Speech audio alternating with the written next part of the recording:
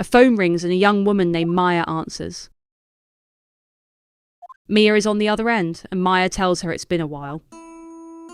Mia apologises, saying she's been busy lately. Maya tells her she knows, and that it's all her fault she's been so lonely. Then admits she's only teasing, and that she's actually been doing well. She says she's finally getting used to having her own place. Mia tells her she's glad to hear it, then says she's calling to ask a favour. Maya cuts her off and tells her she already knows. She wants her to hold evidence for her. Mia tells her she's as sharp as always, and explains there's a lot of buzz around the upcoming trial, and that she doesn't feel safe keeping the evidence at the office. Maya asks what it is this time. Mia tells her it's a clock, made to look like the statue of the thinker. She mentions it even tells the time, and adds that she thought Maya might like it since she'd always liked toys. Maya protests she's not a little girl anymore. Mia tells her she's only teasing, then mentions that the clock isn't working at the moment. She explains she had to remove the clockwork and put some papers inside instead. Maya asks if that's the evidence. Mia tells her there's a possibility it might turn out that way. She asks if Maya can come by the office tonight at 9 to pick it up, explaining she'll be in a pre-trial meeting until then. Maya agrees, but tells her she expects dinner, something good. Burgers, she says. She could really go for a good burger. Mia tells her they'll hit the usual place. Maya says it's a deal and tells her she'll see her soon. Mia tells her she'll be waiting.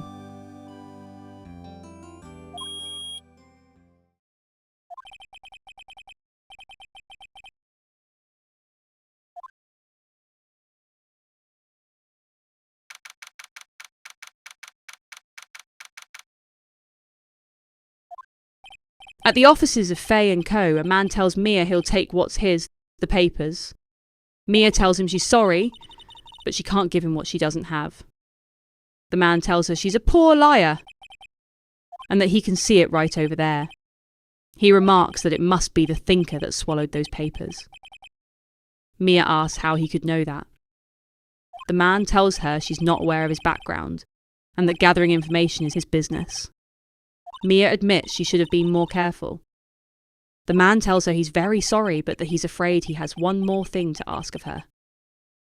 Her eternal silence. He bids her farewell.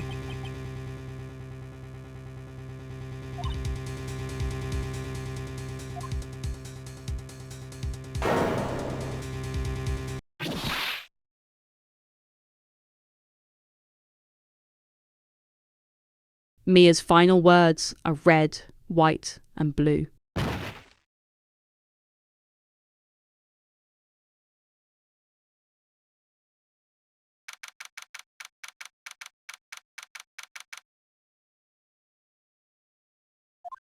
Around 10 minutes later, Phoenix arrives at the offices of Faye & Co. He realises he's late, then notices the office seems empty.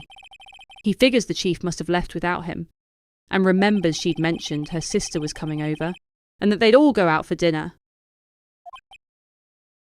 Then he catches a smell. Blood. He calls out Mia's name and heads for her office. He steps into Mia's office. The smell of blood is stronger here. In the corner, a young woman is sobbing, calling out for her sister. Phoenix looks across the room and sees Mia limp on the floor. He rushes to her side, calling out her name. But she doesn't answer.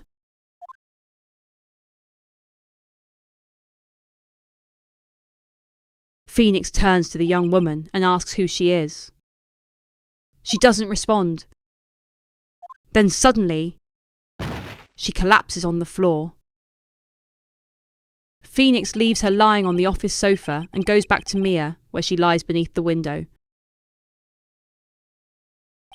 Her body is still warm when he holds her shoulder. Then all too quickly, it begins to fade, until finally she's completely cold.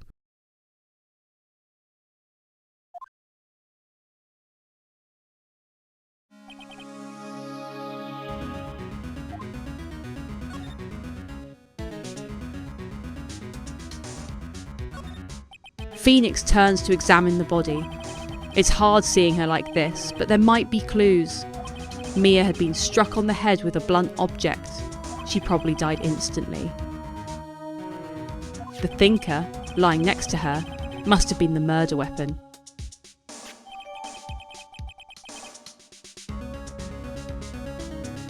He then notices some glass shards beside her, pieces of the glass light stand lying broken nearby.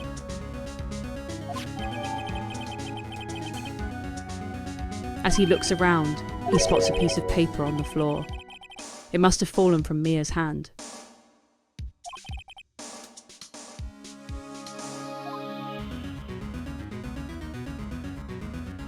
He picks it up and stops. A word is written on the scrap in blood. Maya. He wonders if Mia wrote it. The paper turns out to be a receipt from a department store, dated the previous day.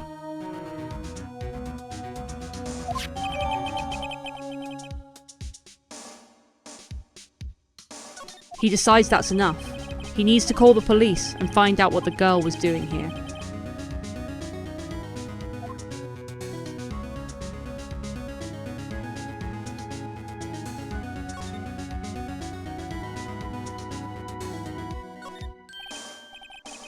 Phoenix walks over to the phone. He's about to call the police when he notices something odd. A few of the screws on the receiver are missing. It looks like someone had been halfway through taking it apart. Then a voice cries out from outside. Someone is calling for the police, asking them to come quick. Phoenix spins toward the window. In the window of a room across the street, a woman is staring right at him, a phone in her hand.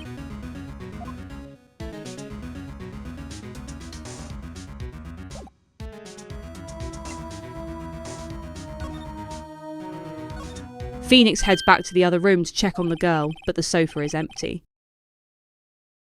He fears the worst, that she's slipped away. Then suddenly she appears, and he jumps. He composes himself and asks who she is. She doesn't answer at first. He tells her it's okay that he works here. Finally she speaks. She tells him her name is Maya Fey. Phoenix repeats the name to himself. Then it clicks. Maya was the name written on the receipt in blood. Mia had been writing this girl's name. He wonders if he should show her the receipt, never expecting to find a use for evidence like this outside the courtroom.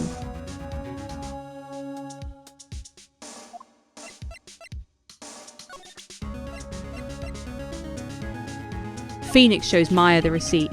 He tells her that before Mia died, she wrote a message in her own blood on the back of it. Maya reacts with shock. It's her name, she says. Why would she write her name? Phoenix asks her to calm down. He wonders if showing her was a mistake.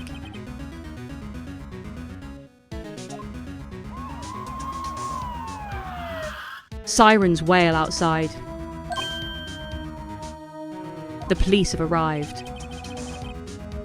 Officers flood into the office, and Detective Dick Gumshoe introduces himself. Phoenix thinks that's quite an odd name. Gumshoe tells them they received a report from the building across the street, a witness claiming they'd seen a murder. Phoenix figures it must have been the woman he saw in the window. Gumshoe tells them neither of them are to move an inch. Phoenix glances at Maya, wondering briefly if she could have had something to do with it, then dismisses the thought. Gumshoe suddenly spots the receipt and lunges toward it, startling Maya. He asks if the name Maya means anything to either of them. Maya hesitates, then tells him that's her name. Gumshoe reacts with shock. He tells them the victim wrote the note in her own blood with her dying breath, writing down the killer's name. Maya tries to protest that she isn't the killer, but Gumshoe cuts her off. Case closed, he tells her. She's coming down to the precinct.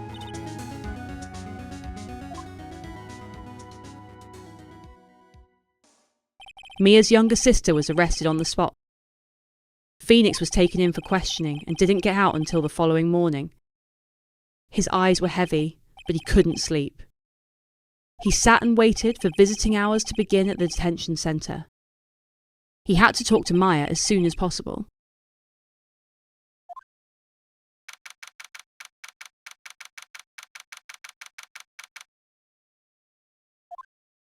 When visiting hours opens, Phoenix heads inside. Seeing Maya behind bars like a criminal, he can hardly believe it.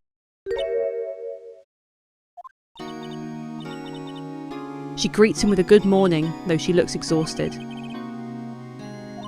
She asks if he's going to be her attorney. Phoenix tells her that's what he wanted to talk to her about, and that it's up to her. He doesn't think it's something he should decide. After all, she's the one in trouble.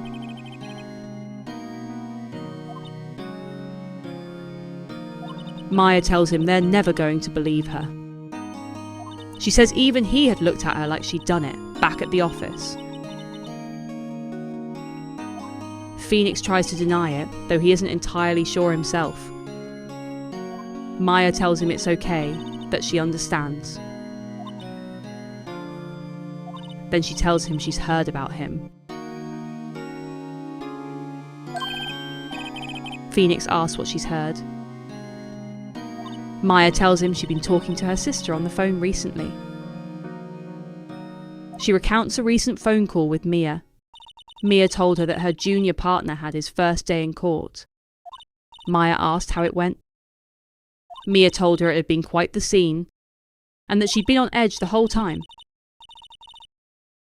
Maya laughed and asked if he'd crashed and burned. Mia told her he was a genius, one of those types that strikes fear into the hearts of evil. But that the only thing he was lacking was experience. Maya said it sounded like fun, and that she knew who to go to if she ever got into trouble. Mia told her she might want to wait 3 more years before going to him for help, unless she wanted to be found guilty.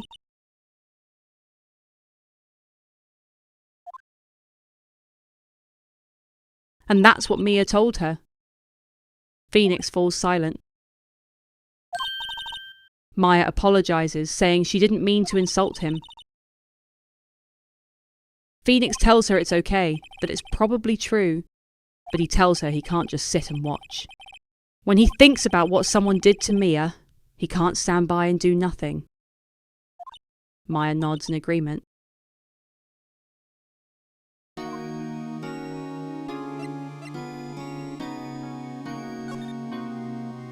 Phoenix tells her there's something he's been wanting to ask her. Maya tells him to go ahead. He asks about her outfit. Maya tells him it's what all acolytes wear, her uniform. He asks what an acolyte is, and asks if that means she's in some kind of religious training. Maya tells him it's nothing strange, that she's a spirit medium in training. Phoenix can't quite believe what he's hearing. A spirit medium. That definitely qualifies as strange. Phoenix asks if she can tell him about the day of the murder. Maya tells him that morning she got a call from her sister, who wanted her to hold on to a piece of evidence for an upcoming trial. He asks about the evidence. She tells him it was the clock shaped like the Thinker. Phoenix knows that clock. He wonders how it could possibly be evidence in another case. She tells him her sister said something about that, then asks if he wants to hear it in her own voice. Phoenix is startled by the suggestion. She tells him she's pretty sure their conversation is still on her cell phone. He reacts with surprise. She recorded it? Maya tells him she never figured out how to delete them. Phoenix asks to hear the recording. Maya tells him of course. Then her face falls as she remembers. The detective took her cell phone. Phoenix tells her it's fine, that he'll ask Detective Gumshoe for it next time he sees him. Maya tells him she'll write him a note so he doesn't forget. Phoenix thanks her.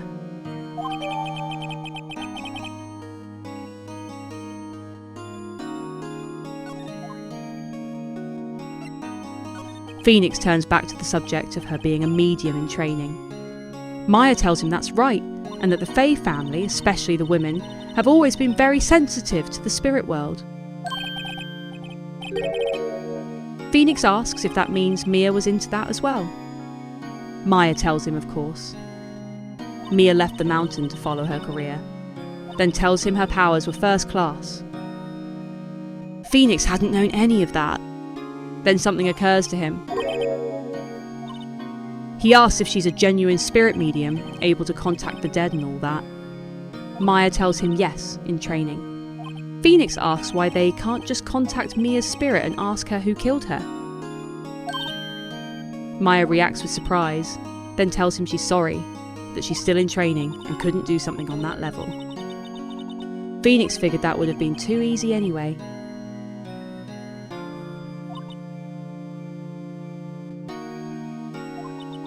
Maya hesitates, then asks if she can ask him a favour. She hands him a piece of paper, telling him it's the address of a famous lawyer her sister gave her a long time ago. She tells him Mia said if she was ever in trouble she should call him. She asks if Phoenix could go and ask him to represent her. Phoenix thinks it over, then tells her sure he'll go ask. Maya thanks him and tells him she has no one else to turn to. Phoenix asks about her parents. Maya goes quiet. Phoenix tells her not to worry, he'll take care of it. She thanks him again and tells him the trial is tomorrow at 10. Phoenix can't believe it. Tomorrow? Maya tells him yes. He asks what happens if the lawyer refuses. Maya tells him that if she can't find one, she'll be stuck with whatever attorney the state assigns her.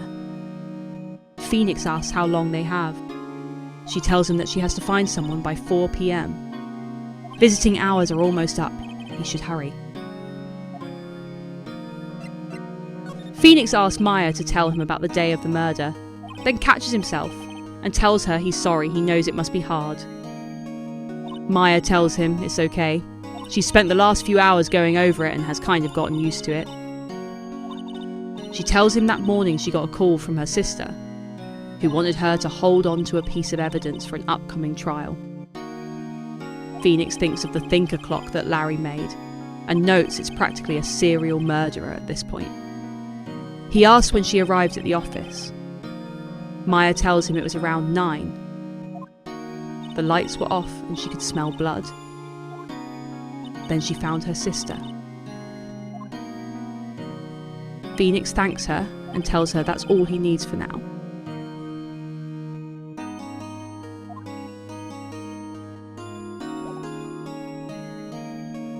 With that, Phoenix heads off to the address Maya gave him, Grossberg Law Offices.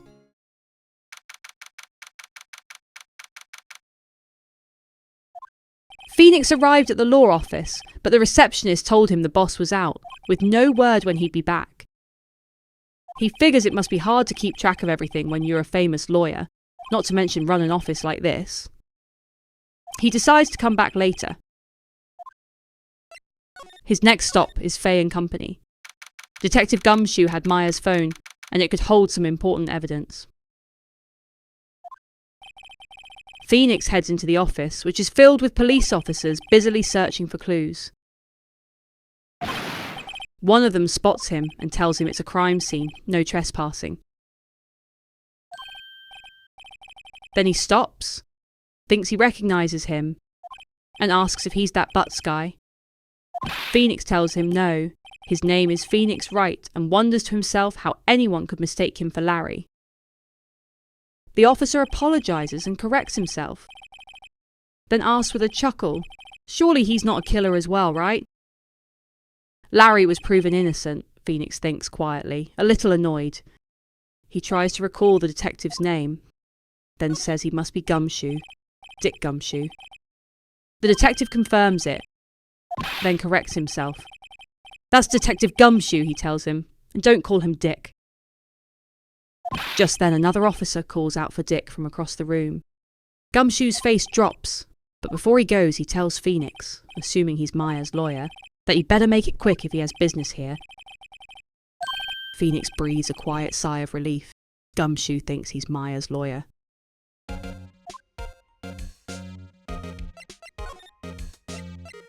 Phoenix asks Gumshoe if an autopsy had been done on Mia. Gumshoe asks if he wants to know the results. Phoenix says nothing. Gumshoe tells him not to look at him like that. It wouldn't do him any good. She might have been his boss, but that didn't mean he got any special treatment. Then he relents and tells Phoenix he can see the report, but that's all.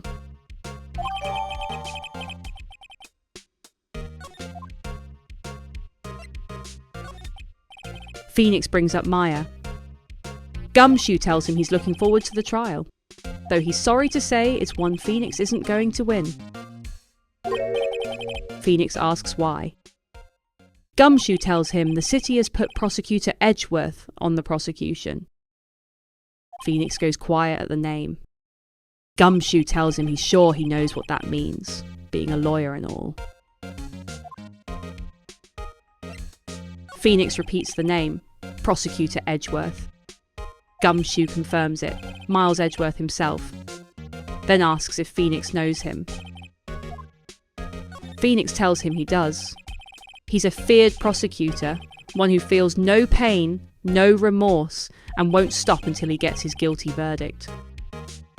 Gumshoe tells him not to talk about him that way, that he makes him sound barely human, though he admits the case is pretty much decided. Phoenix thinks it over. Edgeworth hadn't lost a case since becoming prosecutor at the incredibly young age of 20. There were rumours, of course, back alley deals, forged evidence. But all Phoenix knew for sure was that Edgeworth hated crime with an almost abnormal passion. He never imagined he'd be facing him so soon.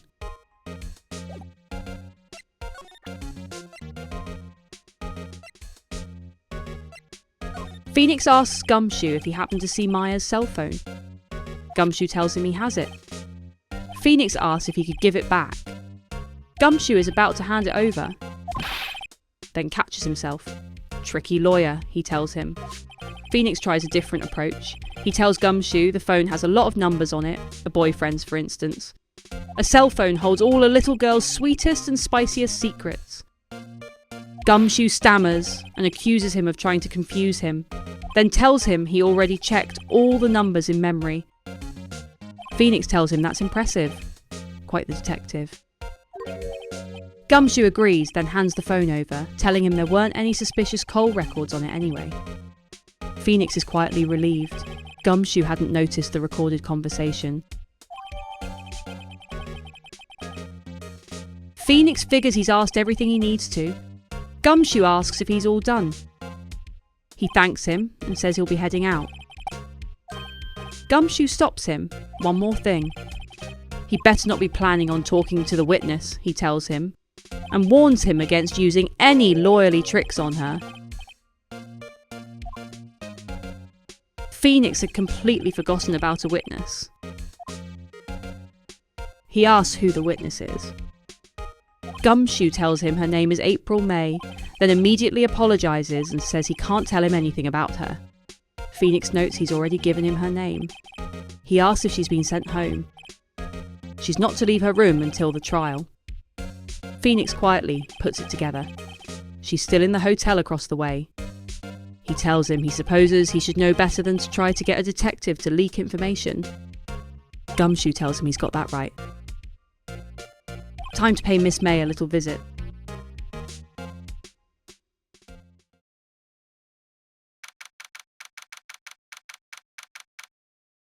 Phoenix makes his way to the room he saw the witness was staying in. A woman greets him warmly, calling him handsome. Phoenix fumbles a hello, then thinks to himself, smooth Wright, real smooth. She tells him he must be the lawyer the detective had told her not to say anything to him. Phoenix makes a mental note to thank Detective Gumshoe for making his job harder. She tells him the whole thing is like something out of a movie, so exciting she can hardly contain herself. She excuses herself to freshen up so she can look the part of the beautiful eyewitness. Phoenix quietly pities whoever has to cross-examine her. He takes a look around the room, The late summer sunlight streams through the window, and the Fay and Company building is clearly visible from here. He figures it would be a little difficult to make out a face from this distance, though. There's a bottle and 2 glasses on the table. Someone must be staying with her. Then he notices a screwdriver in a drawer and decides to take a look inside.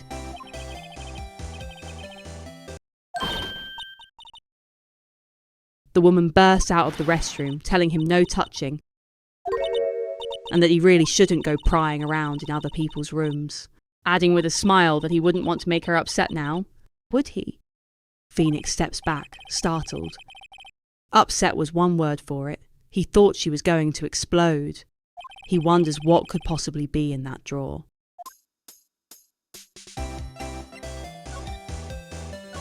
Phoenix asks if she could describe what she observed at the time of the incident. She tells him he sounds just like a lawyer in the movies. She likes a man with a big vocabulary, she tells him. Phoenix gulps and decides not to encourage her. He tries again, fumbling his words, asking if she could tell him about the bad thing that happened the other day. She thinks about it for a moment, then tells him to dream on. If he wants to know, he'll have to come to court tomorrow. Phoenix sighs.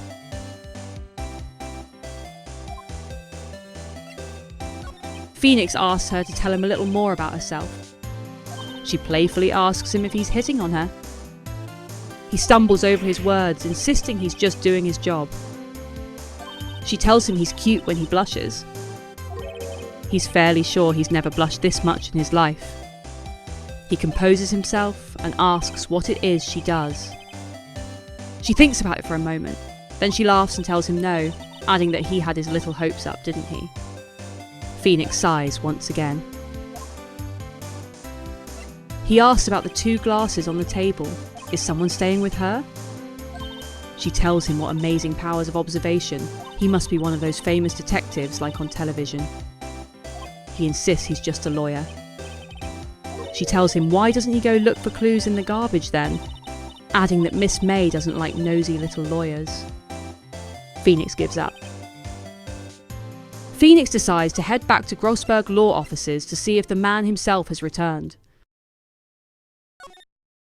He arrives to find Grossberg still out. He decides to wait. Then comes the most over-the-top clearing of a throat he's ever heard in his life, and Grossberg appears. He asks if Phoenix is the one who's been looking for him. Phoenix confirms it, struck by how grand the man looks in person. Grossberg notices the badge on his collar and asks if he's a lawyer. Phoenix tells him yes.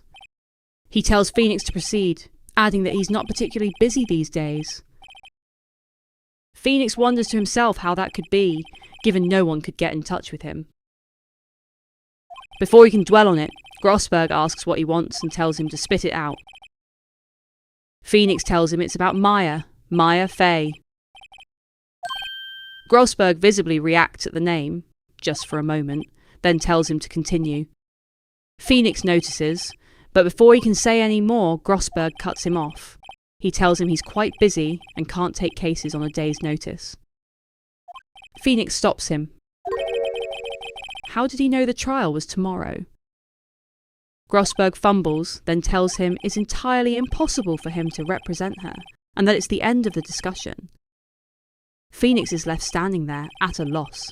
Grossberg had refused before he'd even had a chance to ask. He has no idea what to tell Maya. Phoenix pushes back, demanding to know why he won't take the case. Grossberg insists he's busy. Phoenix tells him the client is Mia Fay's sister, that Mia trusted him and knew her sister would be in good hands. Grossberg acknowledges it, then refuses anyway and bids him goodbye. Phoenix calls him a creep under his breath, then tells Grossberg he doesn't have time to argue and that he'll look elsewhere. Grossberg mutters something under his breath. Phoenix turns back and asks him what he just said. Grossberg tells him he said he thinks not. Phoenix asks what he means. Grossberg tells him regretfully that no lawyer worth their salt will take this particular case. Phoenix demands to know why. Grossberg tells him he cannot say, then asks him to leave. He has nothing more to discuss. Phoenix is left reeling with no idea what's going on.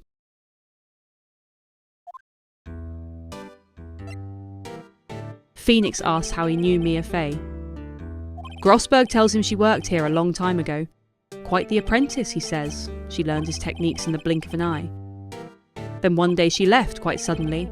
She had a mission, he tells him. Phoenix asks what he means. Grossberg tells him you could see it in her eyes. She followed it with a burning passion and never looked back. Phoenix notices a painting on the wall and remarks it's quite a piece. Grossberg lights up. He tells him it's his pride and joy. The colour of the sky, the hue of the sea, the weave of the straw hat. Worth at least 3 million, he tells him, and he has no intention of parting with it. Not selling, not even to him. Phoenix hadn't even asked. Grossberg tells him again, it's not for sale. Phoenix tells him he's not buying. Phoenix heads back to the detention centre to see Maya.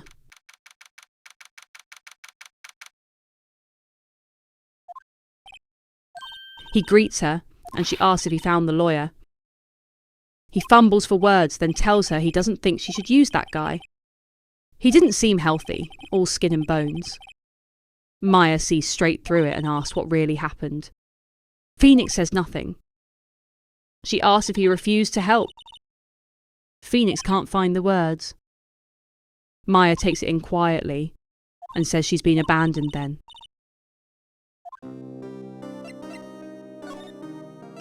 Phoenix asks about her family. Maya tells him she only had her sister. Her father died when she was very young and she doesn't know where her mother is. Phoenix wonders to himself, could she still be alive?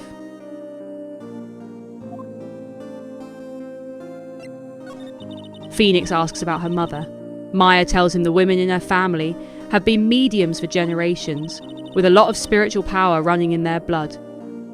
About 15 years ago, the family was involved in an incident. There was a man. She struggles to find the words. He ruined their mother's life. After that, their mother disappeared. Several years later, her sister announced she was going to become a lawyer and left the mountain. Phoenix asks if that means she lives by herself. Maya tells him yes, but she's gotten used to it now. She adds that she had to become independent anyway, or she would lose her powers. Phoenix feels for her, all alone up on that mountain.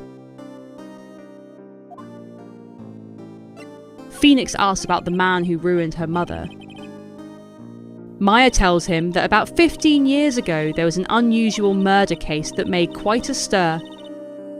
The police were running out of leads and getting desperate. Phoenix asks if they used a spirit medium. Maya tells him the police convinced her mother to try to contact the victim. He asks what happened next. Maya tells him the case was solved, or so they thought. The man her mother helped the police capture turned out to be innocent. The police's consultation with a medium had all been carried out in secret, but a man found out and leaked it to the press. He told the papers her mother was a fraud, and the media jumped on it. Her mother became the laughing stock of the nation. Maya goes quiet for a moment, then says a name. Wright. She tells him that was his name, her sister told her. Phoenix makes a mental note of the name.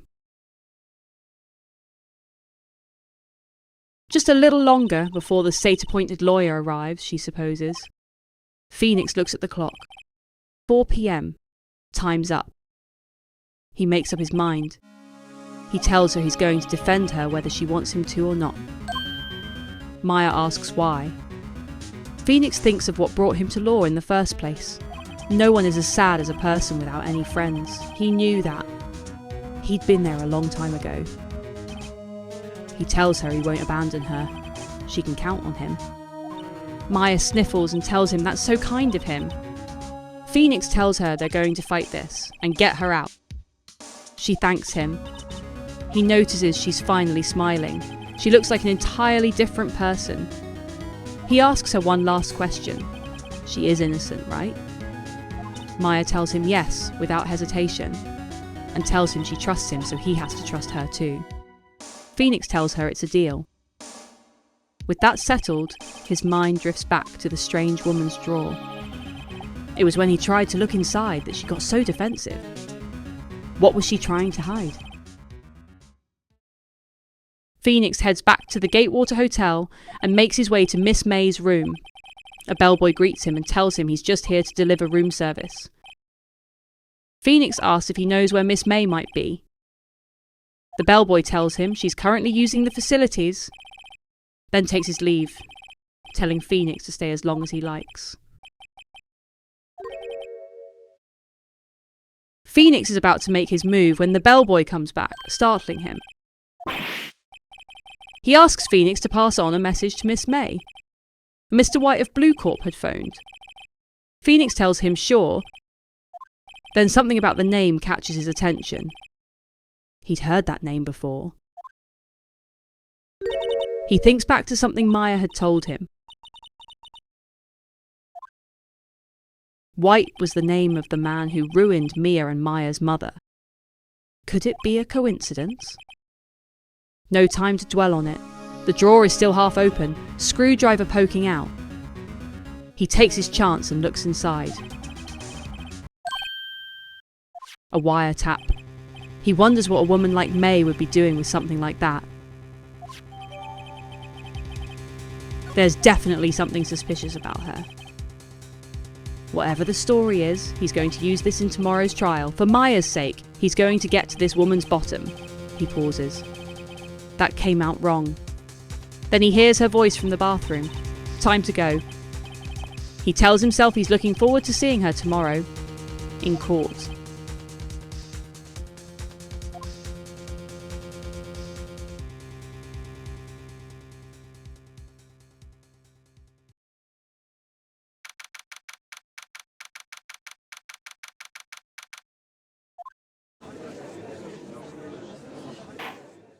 The judge calls the court to order and announces the trial of Maya Fey. Edgeworth tells the court the prosecution is ready. Phoenix does the same. Though with Edgeworth across the aisle, he knows there's no room for mistakes today. The judge asks Edgeworth for his opening statement. Edgeworth thanks him and lays it out plainly. The defendant was at the scene. The prosecution has evidence she committed the murder, and there's a witness who saw it happen. He tells the court he sees no reason to doubt the facts. The judge accepts this and moves things along. Edgeworth calls the first witness, the chief officer at the scene, Detective Gumshoe.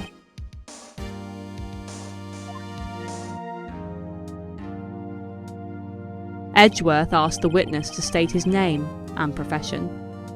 Gumshoe introduces himself with full enthusiasm, Dick Gumshoe, detective in charge of homicides at the precinct. Edgeworth asks him to describe the details of the murder. Gumshoe refers to the floor map of the office and points out where the body was found. By the window.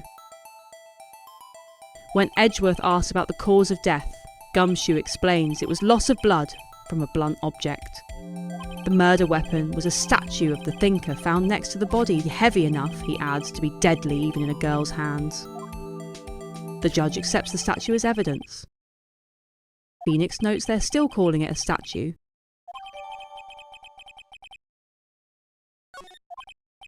Edgeworth asks if Maya Fey was arrested on the spot. Gumshoe confirms it and tells the court he even has hard evidence to prove she did it. The judge asks Gumshoe to testify about that hard evidence.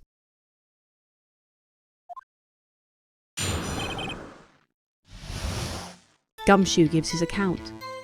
As soon as the call came in, he rushed to the scene. 2 people were already there. The defendant, Maya Fey, and the lawyer, Phoenix Wright. He arrested Maya on the spot. The reason? A witness account describing her. The witness saw Maya Fey at the very moment of the murder. The judge nods slowly, considering the words. Then after a moment, tells Phoenix he may begin his cross-examination. Phoenix tells the judge he's ready, though as far as he's concerned, there wasn't a single contradiction in that testimony to work with. Then something hits him. Literally. Maya has thrown something at him from the defendant's stand. It's a note. It reads, when her sister couldn't find any contradictions in a witness's testimony, she'd bluff it and press the witness on every detail. The witness always slips up and says something wrong. Phoenix takes that in. He should have known Maya would have picked up a trick or two from her sister. He decides to give it a try. The judge asks if something's the matter. Phoenix tells him no. He's ready to begin his cross-examination.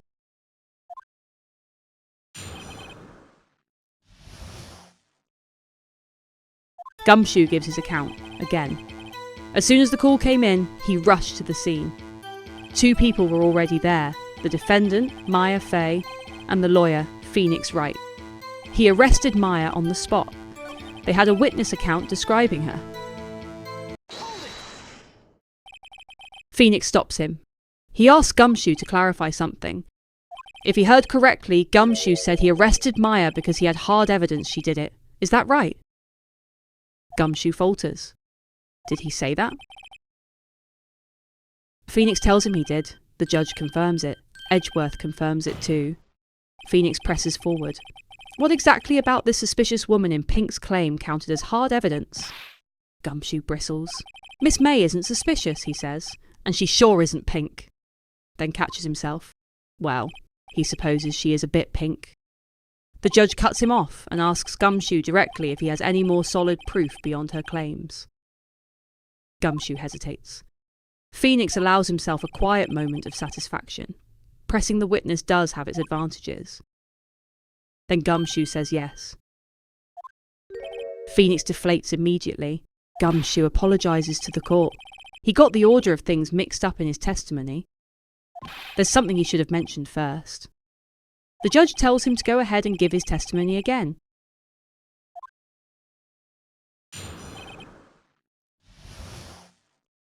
Gumshoe runs through his findings a second time. After securing the suspect, he examined the scene himself. Next to the victim's body, he found a memo, a piece of paper with the word Maya written clearly in blood. Lab results confirmed the blood was the victim's. There was also blood on the victim's finger. Before she died, she'd written her killer's name.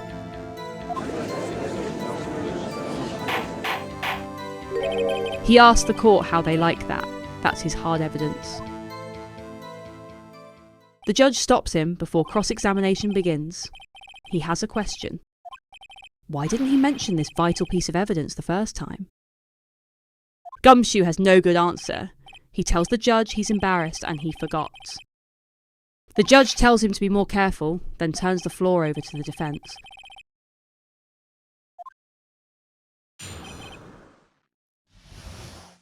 Gumshoe runs through his findings a second time. After securing the suspect, he examined the scene himself. Next to the victim's body, he found a memo, a piece of paper with the word Maya written clearly in blood. Lab results confirmed the blood was the victim's. There was also blood on the victim's finger. He tells the court the victim wrote her killer's name. Phoenix objects. He asks Gumshoe if he gets many cases where the victim actually writes down the killer's name. Gumshoe tells him sure, it happens all the time in books and movies. Phoenix tells him this isn't a movie. Gumshoe goes quiet. Phoenix suggests they talk about reality. Gumshoe admits he hasn't actually heard of many cases like that, no. Phoenix asks if he doesn't find it a little odd that the victim would write down a name, especially the name of her own sister. Gumshoe concedes he has a point. Objection! Edgeworth tells them to stop right there. The witness's opinion is irrelevant, he tells them. The facts are clear. The victim wrote down the name of the accused. The victim told them the name of her killer. The judge calls for order. Phoenix thinks to himself that didn't go so well. Gumshoe quickly agrees with everything Edgeworth just said. That's the whole testimony. There has to be a contradiction in there somewhere. He's going to find it.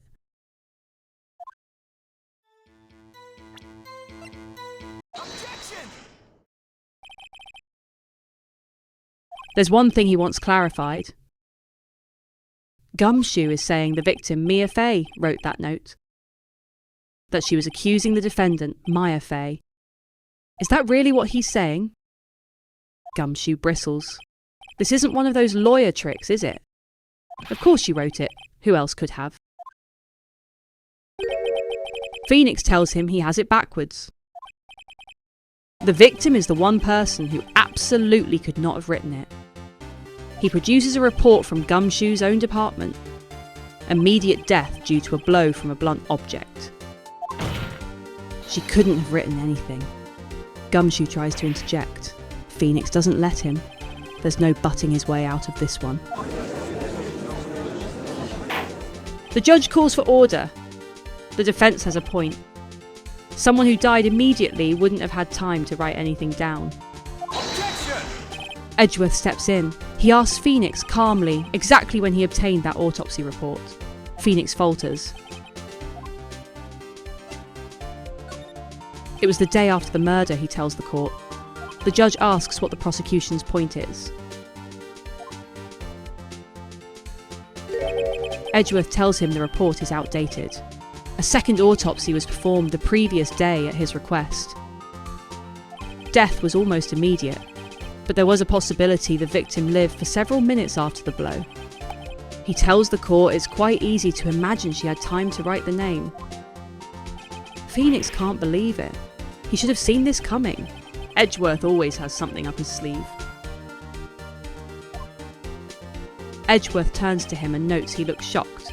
Does he have something to say? Phoenix tells him directly. He's heard there's nothing Edgeworth won't do to get his verdict. What possible reason could he have had to request a second autopsy? The judge cuts him off. The defence will refrain from personal attacks on the prosecution. Edgeworth tells him it doesn't matter. The evidence in the report is undeniable. He submits it to the court. The judge accepts it.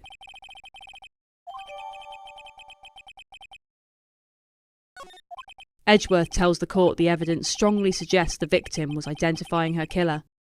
The judge agrees that's the obvious conclusion. Phoenix knows this isn't good. Edgeworth asks to call the next witness, a poor innocent girl who saw the murder with her own eyes. The judge calls April May to the stand. Phoenix looks at her and wonders exactly what part of her is innocent.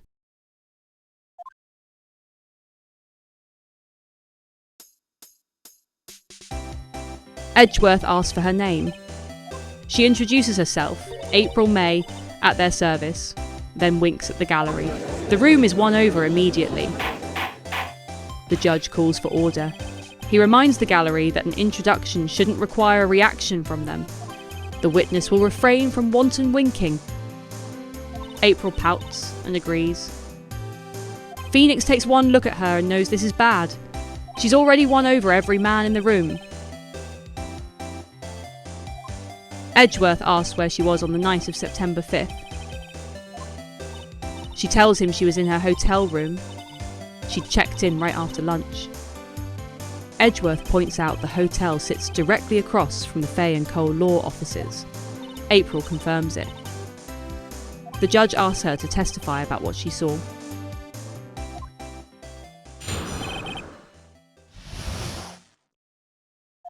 April gives her account. It was around 9 at night. She looked out the window and saw a woman with long hair being attacked. The one attacking her was the mousy girl sitting in the defendant's chair. The woman dodged to one side and ran, but the girl caught up and hit her. Then the woman with long hair slumped. That's all she saw. Every last detail, she says, and winks. The judge considers this. Edgeworth asks for his thoughts. The judge finds it a remarkably solid testimony and sees no need to trouble the witness further. Phoenix cuts in. What about his cross-examination? The judge admits the testimony seemed quite firm. Edgeworth takes the opportunity to point out that Phoenix was Mia Fey's understudy. He must know her techniques well.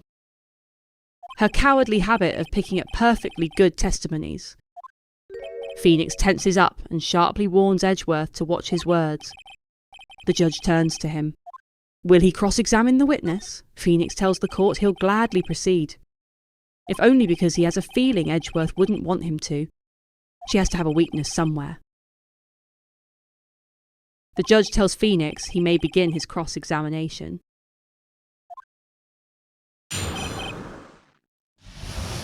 April repeats her account. It was around 9 at night. She looked out the window and saw a woman with long hair being attacked. The one attacking her was the mousy girl sitting in the defendant's chair. The woman dodged to one side and ran. But the girl caught up and hit her. How does she know the attacker was the defendant? April hesitates. Then she mentions she had a girlish physique and was small, then asks him who else could it have been. Phoenix thinks to himself she has a point. Then after a moment realises her testimony stinks. He tells her that her testimony doesn't hold up, and he's willing to bet Miss May didn't really see the defendant at all.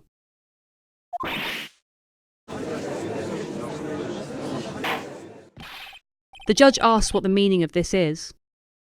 April bats her eyes. Somebody tell her, she says sweetly, because she hasn't the faintest idea. Phoenix explains. If Miss May had truly witnessed Mia Fey, she would have noticed her clothes before her physique. Nobody wears clothes like that on a daily basis, and her hairstyle is far from ordinary. Yet the testimony mentions neither. The testimony is bogus. April struggles to respond. The judge points out they don't actually know whether Mia was dressed that way on the night of the murder. Phoenix tells him she was. He saw her himself, and so did Detective Gumshoe. He turns to April and asks what she has to say to that. April snaps back. She saw what she saw. She just didn't think the little details were necessary. The judge reminds her that the court expects her to omit nothing in her testimony. April promises to be a good girl and winks. The judge asks her to testify again. Phoenix curses to himself. He nearly had her.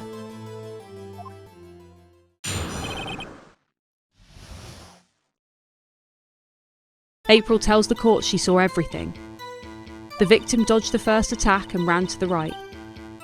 The girl in the hippie clothes ran after her and hit her with the weapon, a clock. A statue-like clock. The thinker, she thinks. She asks the court if the accuracy of her account doesn't amaze them. The judge wishes she'd been that detailed from the beginning. He asks Phoenix to begin the cross-examination.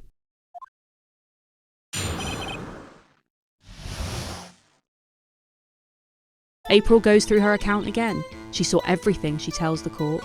The victim dodged the first attack and ran off to the right. The girl in the hippie clothes ran after her. She hit her with the weapon, that clock, the statue-like one, the thinker. Objection! Phoenix stops her there. What she just said was quite revealing, he tells her. April twists it into something else. Naughty lawyer, she tells him. Phoenix ignores it. There's no way you could know that statue is a clock just by looking at it. And someone else recently referred to it as a clock too, he tells the court. And that person was found guilty of murder. The judge calls for order. Phoenix asks April directly, how did she know it was a clock?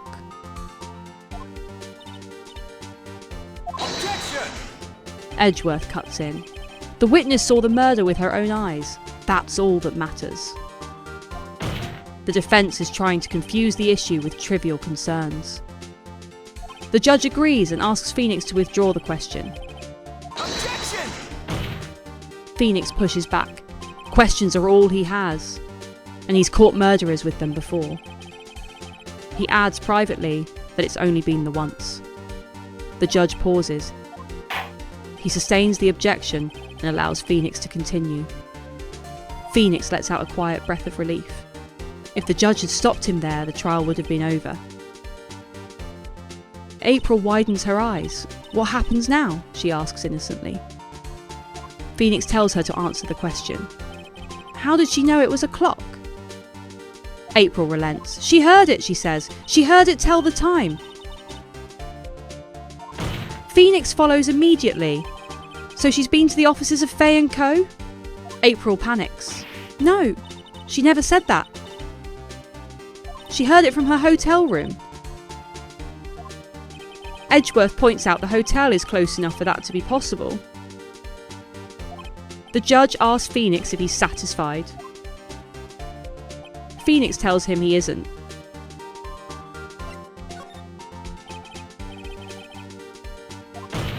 Phoenix tells the court it's inconceivable that the clock in question rang at all, because it's missing its clockwork. The judge stares. How could he possibly know that? Phoenix asks him to have a look for himself. The judge looks, then confirms it. The clock is empty.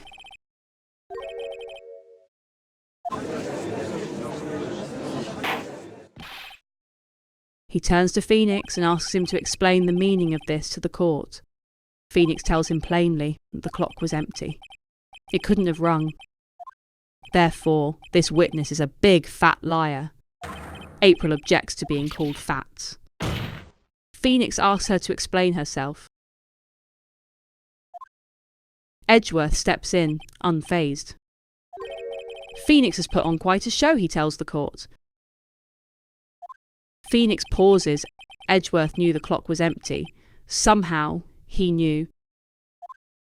Edgeworth continues. Phoenix has overlooked one thing. The clock is empty, yes. But when was the clockwork removed? If it was after the witness heard it ring, there's no contradiction. The judge considers his words. That's true, he admits. The clock might have been emptied after she heard it. The clock could have been emptied afterward, and that, Edgeworth tells the court, is exactly what happened. The judge presses Phoenix. Can he prove when the clockwork was removed? Edgeworth scoffs. Of course he can't. Phoenix tells him he has proof. Edgeworth is caught off guard. Phoenix turns it back on Edgeworth. Wasn't it him who said proof is everything? He was listening, and now he'll show him the proof he's so fond of.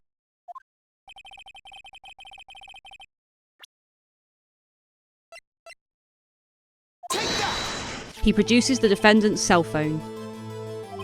The judge notes it's a very cute phone. April mocks him. A girly phone, she says. Phoenix cuts them both off. It's not his phone. It belongs to the defendant and contains a recording of a conversation she had with the victim on the day of the murder. The judge calls for order. Edgeworth is visibly rattled. The defendant's cell phone wasn't brought to his attention. Phoenix suggests Detective Gumshoe may have overlooked it. Edgeworth mutters something about Gumshoe's upcoming evaluation. Phoenix feels a little bad for the big fella, but presses on. He asks the court to listen to the conversation. Maya asks, so Mia just wants her to hold on to the thinker? Mia confirms it, then mentions the clock isn't talking right now. She had to take the clockwork out. The recording is time-stamped September 5th, 9:27 a.m, the day of the murder. Phoenix tells the court this makes it clear the clockwork was already gone, well before the witness even arrived at her hotel. April is speechless. Phoenix asks her to explain to the court how she knew the weapon was a clock. April fumbles. She'd seen it before, she says, in a store somewhere. She can't remember which one, there's so many. Then she winks at the gallery. The judge notes the witness claims to have seen it before. That would make sense, he says. He asks Phoenix if the defence has any objections.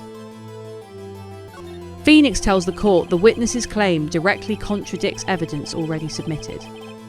The judge asks him to produce it. Phoenix lays it out simply. That clock was never in any store. A friend of his made it. Only 2 exist in the world and the other one is in police custody. April is stunned.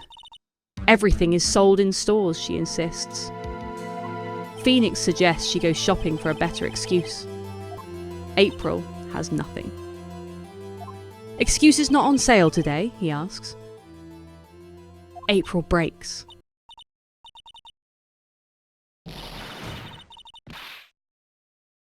The sweetness drains from her face, replaced by something cold and angry. She rounds on him, calling him Porcupine Head. That stupid clock doesn't matter, she tells him. Maya did it, and she should die for it.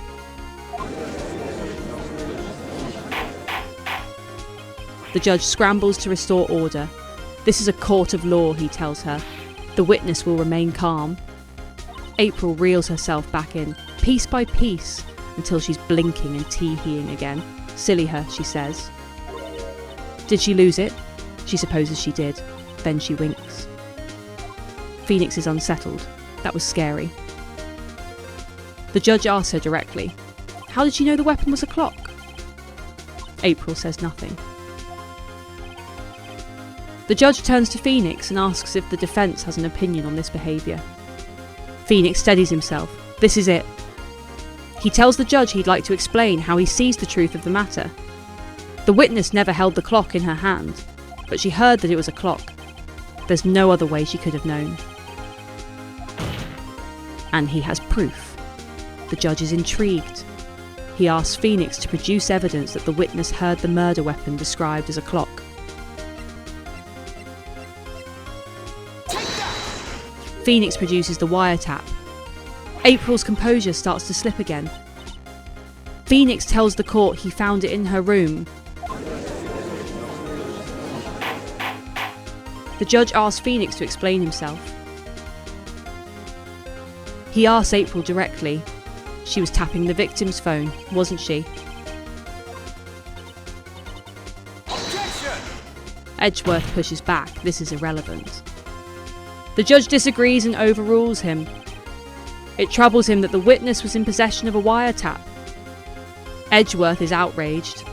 Is the defence truly claiming the witness was tapping the phone? Phoenix tells him absolutely. Edgeworth pushes back, even if that were the case, which he doesn't accept. The defence still has to prove the victim actually said the weapon was a clock on that call. He tells Phoenix he thinks not. Phoenix tells him he thinks he can. It's simple. Phoenix presents the defendant's cell phone. The judge notes they've seen it already. Phoenix asks him to listen once more. The recording plays. Mia tells her there's something she'd like her to hold on to. Maya asks what it is this time. Mia tells her it's a clock made to look like the statue of the thinker, and it tells the time. Phoenix turns to April. She used that wiretap to listen to this conversation. That's how she knew the thinker was a clock. Is he wrong? April can't find the words. Objection! Edgeworth calls it ridiculous. Phoenix asks the judge to look at the witness's face. Does she seem amused? The defence demands an answer. April falters again. The judge tells her to answer the question. Did she tap the phone? April says nothing. The judge calls out to her. She snaps. What gives them the right to speak to her like that? She tells the court. Then she crumbles.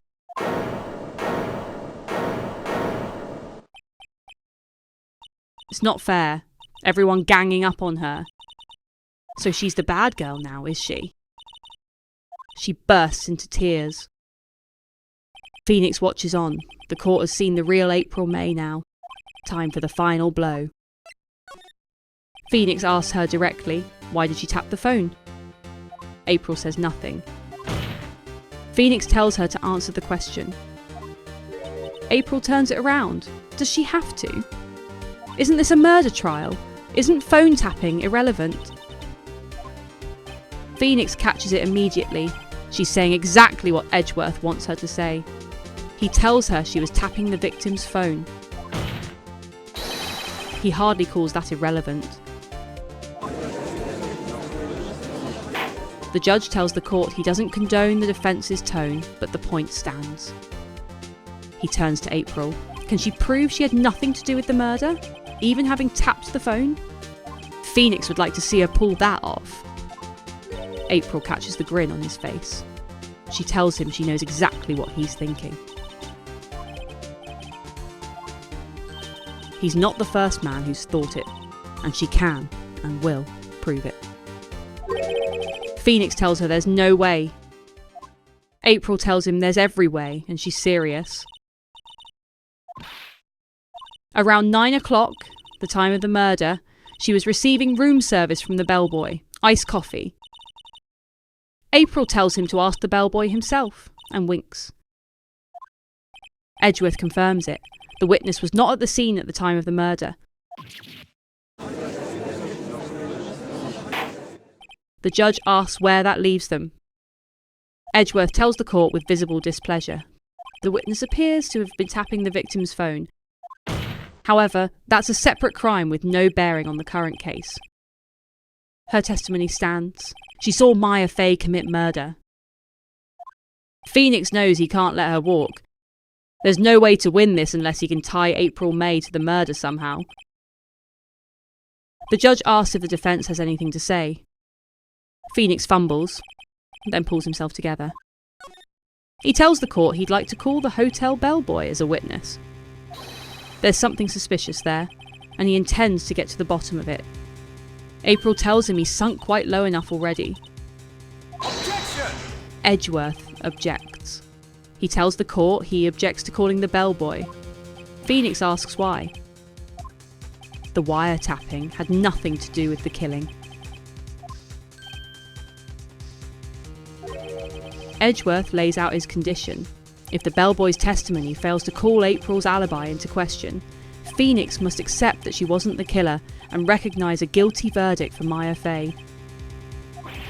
Phoenix turns it over. He'd better find something suspicious in that bellboy's testimony. If he doesn't, Maya will be declared guilty on the spot. What choice does he have? He's got nothing to lose, except everything. He accepts. Edgeworth tells him he's walked right into his trap. Phoenix immediately has second thoughts. The judge calls the bellboy to the stand. Edgeworth tells the court he believes they're ready for the witness to testify, and comments that he certainly looks the part. The bellboy tells the court the summons pulled him away from work, but he's happy to be of service. The judge notes the tea set looks rather heavy and asks the witness to begin his testimony without further delay. The bellboy obliges. The bellboy gives his account. He's the head bellboy at the Gatewater Hotel, in business for 4 generations. He received a call after 8 in the evening from their guest, Miss May. She asked for an iced coffee to be brought to her at 9 o'clock precisely. He delivered it at exactly the requested time, personally to Miss May herself. The judge turns the floor over to Phoenix. Phoenix tells the court he's ready, though as far as he's concerned, this is it. If he can't prove April's involvement in the murder now, Maya is finished. Phoenix asks him to go over his testimony again. The bellboy obliges. He's the head bellboy at the Gatewater Hotel, in business for 4 generations. He received a call after 8 in the evening from their guest, Miss May. She asked for an iced coffee to be brought to her at 9 o'clock precisely. He delivered it at exactly the requested time. Phoenix presses him. Precisely 9 o'clock. The bellboy confirms it. Precisely, exactly, and most definitely. Phoenix asks how he can be so sure. The bellboy tells him Miss May was very particular about the time. She wanted it brought at exactly 9. So he knocked on her door at the crack of 9. Phoenix wonders why she would be so specific about the time. He delivered it personally to Miss May herself. Phoenix asks if he's certain it was April May herself who answered. The bellboy tells him absolutely. Phoenix raises an eyebrow at the emphasis. The bellboy explains. It's an endearing mannerism of his. As in, so very absolutely. Phoenix asks how he can be so certain. The bellboy tells him when he brought the room service, the guest favoured him with an embrasse. Phoenix asks if that's French for embrace. The bellboy corrects him. It's French for kiss, not a French kiss, more of a peck on the cheek. Phoenix asks why she would do something like that. He believes she was momentarily swayed by his prim demeanour, a moment he'll never forget. Phoenix isn't convinced. Something doesn't add up. April was up to something. She wanted the bellboy to remember her. Phoenix comes up empty. There's nothing there. Is that really it? Edgeworth steps in. Finally, he tells the court. The bellboy has absolutely no reason to lie. He asks Phoenix if he has any decency to end this tedious cross-examination.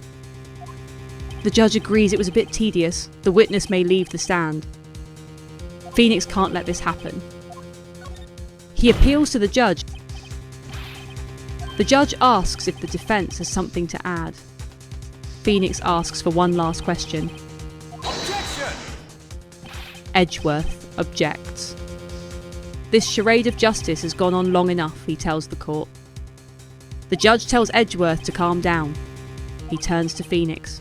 One more question, that's all. Phoenix steadies himself. This is really it, his last chance. He asked the bellboy to go over the room service one more time. At exactly 9 o'clock, he delivered room service to Miss May in room 303, iced coffee. $18 as he recalls. Phoenix pauses. $18? Doesn't that seem a bit expensive? The bellboy explains. Iced coffee for 2. They don't skimp on the ice. Phoenix catches it immediately. He asks the bellboy to repeat what he said. The bellboy falters. Phoenix asks him directly. Was someone else staying in Miss May's room? Objection! Edgeworth objects. That was objectionable, he tells the court. The judge overrules it. The witness will answer the question. The bellboy admits it. Yes. Phoenix asks why he didn't mention this in his testimony. The bellboy tells him he wasn't asked. Phoenix tells him that's exactly the sort of thing one is supposed to mention.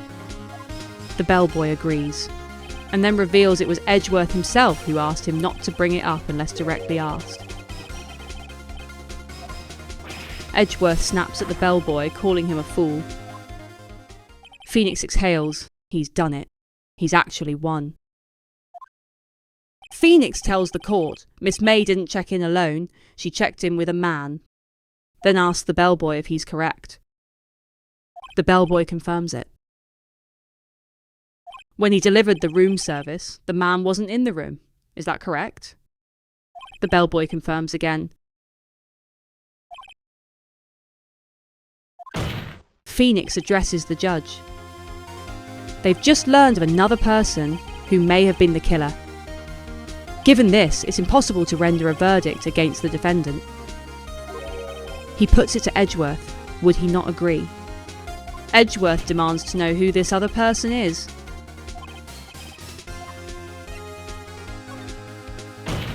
It was the man who checked in with Miss May. That one hits Edgeworth. Phoenix lays it out for the court. April May was tapping the victim's phone. She has an alibi for the time of the murder. But that alibi doesn't extend to the man who was with her. And the bellboy saw no one else in the room at the time of the murder. Edgeworth tells him it's a very convenient little setup, but it's too late. Phoenix asks what he means by too late. He supposes Edgeworth would like that. After all, it was him who hid the other man's presence from the court. Edgeworth calls him an upstart and an amateur. The accusations, he tells the court, are ludicrous. The judge calls for order. The court acknowledges the defence's argument. He tells the prosecution and defense he expects them to look into this matter fully. Is that understood? Edgeworth agrees, visibly shaken. The judge tells the court that's all for today. The trial of Maya Fey is adjourned.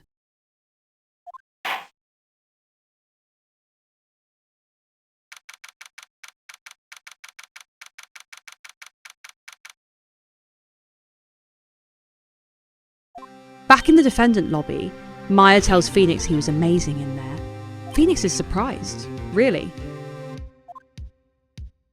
Maya tells him she might be his newest fan. Phoenix waves it off, he was just doing his job. Maya mentions the other attorney was pretty cool too. Phoenix asks what she means. She describes the look on Edgeworth's face, wide eyes, trembling lips. It sent shivers up her spine. Phoenix isn't sure what to make of that. Maya asks what happens to her now. Does she get to go home? Phoenix tells her not yet. But he got a strong lead today. The man with April May, he's the key. She asks what happened to April after the trial. Phoenix tells her they arrested her. Her charms apparently don't work everywhere. She's likely at the detention centre now. He may need to go down there later. This case is far from closed. Phoenix tells her he's going to find out more about the man. Maya asks if he could be the one who killed her sister. Maybe so, he says. Phoenix tells her not to worry, he'll find him by tomorrow, he promises. Maya tells him she's counting on him. Phoenix had asked for a full record of April May's testimony, thinking it might come in handy during the trial the next day. Now that he had it, however, he wasn't so sure.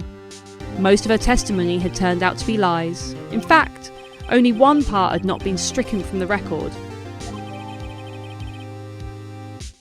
He wasn't sure how much good it would do him now. Regardless, it was time to hit the pavement and continue investigating. Maya didn't belong in that detention centre, and it was up to him to set her free.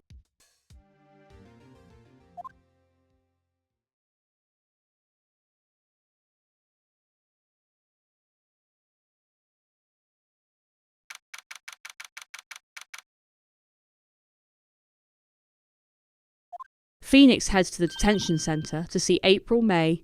April's all smiles when she sees him. She tells him she hadn't expected anyone to visit her in a place this dank, and then it was really quite moving. Then drops the act entirely. She calls him a stinking lawyer, wishes him dead, and asks if he'd come to laugh at the fallen Miss May. Phoenix tells her no. There was something he wanted to ask. That goes down about as well as expected. She tells him there's nothing she wants to be asked. As far as she's concerned, he's done quite enough questioning. She rounds it off by calling him Spiky Head. Phoenix sighs. Here we go again. He asks her to calm down. She's scaring the security guard. April pauses, then asks what it is he wants. The innocent mask sliding back into place. For starters, Phoenix thinks, how did she get to be so completely crazy?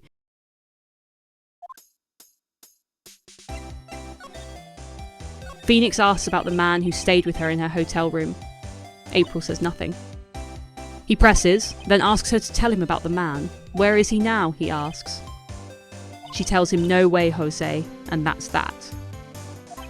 He wonders if there's something he could use to get her talking.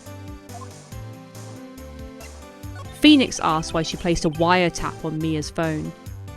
April acts wounded. When he puts it like that, she tells him, it sounds so cold. So criminal. Phoenix points out that tapping someone's phone is, in fact, a crime. She asks if he learned that in lawyer school and calls him a creep. Impossible, Phoenix thinks. This woman is impossible to talk to. Phoenix tries a different angle. Why is she so angry? She doesn't look like a bad person, he tells her. That does it. She calls him a bottom-feeding, scum-sucking lawyer. Phoenix is lost for words. Does she have a thing against lawyers, or just against him specifically, he wonders.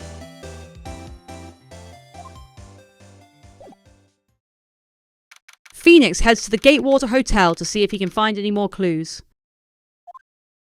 The bellboy greets him warmly. Quite the performance today, he tells Phoenix, if he dares say so himself. Phoenix thanks him and apologises for putting him on the spot like that. The bellboy waves it off. Phoenix's efforts can only be good for the Gatewater's reputation. Phoenix blinks. Reputation. The bellboy elaborates with some enthusiasm.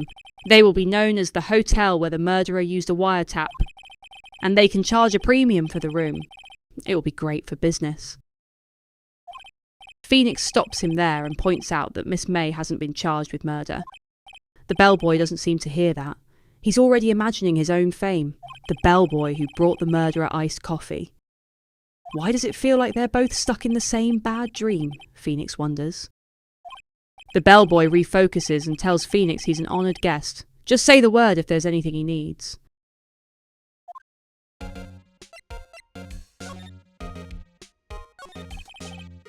Phoenix asks about Miss May.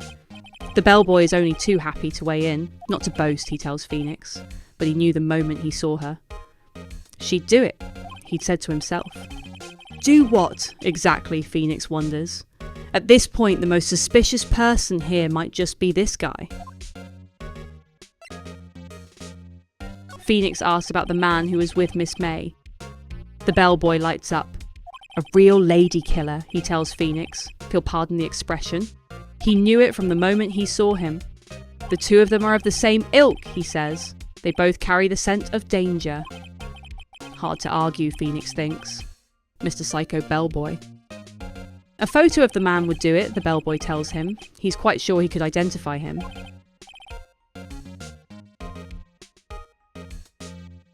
Phoenix asks about the hotel. The bellboy is delighted to oblige, and on that subject, he has an excellent idea. The hotel is currently known as the Gatewater, but he proposes they add a subtitle. A subtitle? Phoenix asks.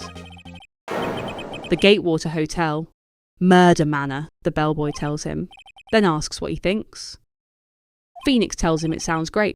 Whatever floats your tea set.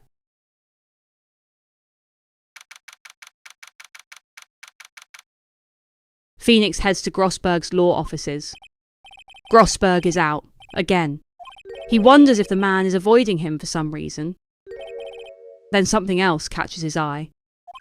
There was a giant painting on that wall, he's sure of it. He tries to place what it was of, but the detail escapes him. He spots two old photos lying on the desk. Something's written on the backs in pencil. DL6 Incident, Exhibit A and Exhibit B.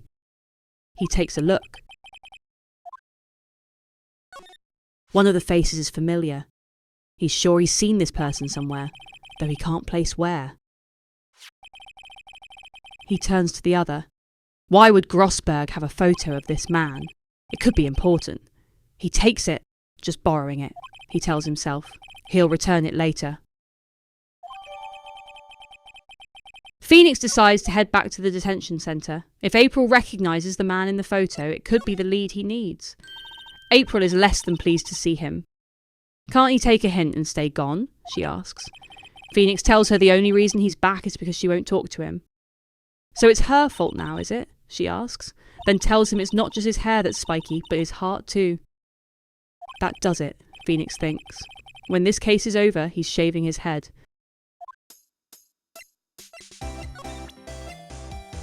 He shows her the photo. April stops mid-complaint. She tells him she's said several times she's not telling him anything, then catches herself. Where did he get that? A reaction, Phoenix thinks. He asks if that's him, the man in the photo. April is lost for words. Phoenix presses. It is him. The man who stayed in her hotel room the night of the murder. No, she tells him. That's not right. She's not fooling anyone, Phoenix thinks. April recovers and demands proof. He can feel it. He's so close. He asks her about the man who stayed with her. Where is he now? April says she's not telling. Phoenix tells her the man is being accused of murder. It's not a good idea to be protecting him. April considers that, then asks if he would have sold out the late Ms. Fay to the police. No, Phoenix tells her. April raises an eyebrow. See? He needs something to get her talking. Phoenix heads back to the Gatewater Hotel to see if the bellboy recognises the man in the photo. He shows him the photo. That's him, detective, the bellboy tells him. Phoenix points out he's a lawyer. He knows, the bellboy says. He just wanted to use the word detective at least once. Without a doubt, the bellboy tells him. That's the man who checked in with Miss April May. He offers to write an affidavit swearing to it. This guy is way too excited about this, Phoenix thinks. But sure, why not? The bellboy is delighted. He's always wanted to write an affidavit. From henceforth, he will be known as the bellboy who swore the affidavit. Phoenix tells him to just hurry up and write it.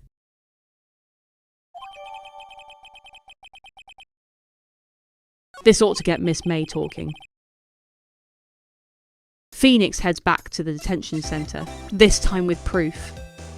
He shows April the affidavit. "What's that?" she asks. "The bellboy's affidavit," Phoenix tells her. Everything he saw, including the man she checked in with, who was most definitely this guy. April goes silent. Now he's getting somewhere, Phoenix thinks. He presses. No use playing dumb, he tells her. If she won't talk, he's taking the photo to the press. That stops April cold. Phoenix tells her that her little friend should have been a witness to a murder and is now missing. The press would have a field day with a man with such a reputation. April caves. Fine, she tells him. He wins. She'll talk. Phoenix quietly celebrates. April asks why he's pumping his fists in the air. He clears his throat and tells her to tell him about the man she was with. Her boss, she tells him. Wright, president of the information gathering conglomerate Blue Corp. Information gathering? More like a detective agency, April tells him. Phoenix asks if this is the man who was with her the night of the murder. April hesitates. She's scared to talk, she tells him. She doesn't want to end up like her. Phoenix tells her it's fine. He'll ask Mr. White himself. He asks where Blue Corp is located. April says nothing. Wright, finally, a lead. If April couldn't have done it, that leaves him. Time to take action.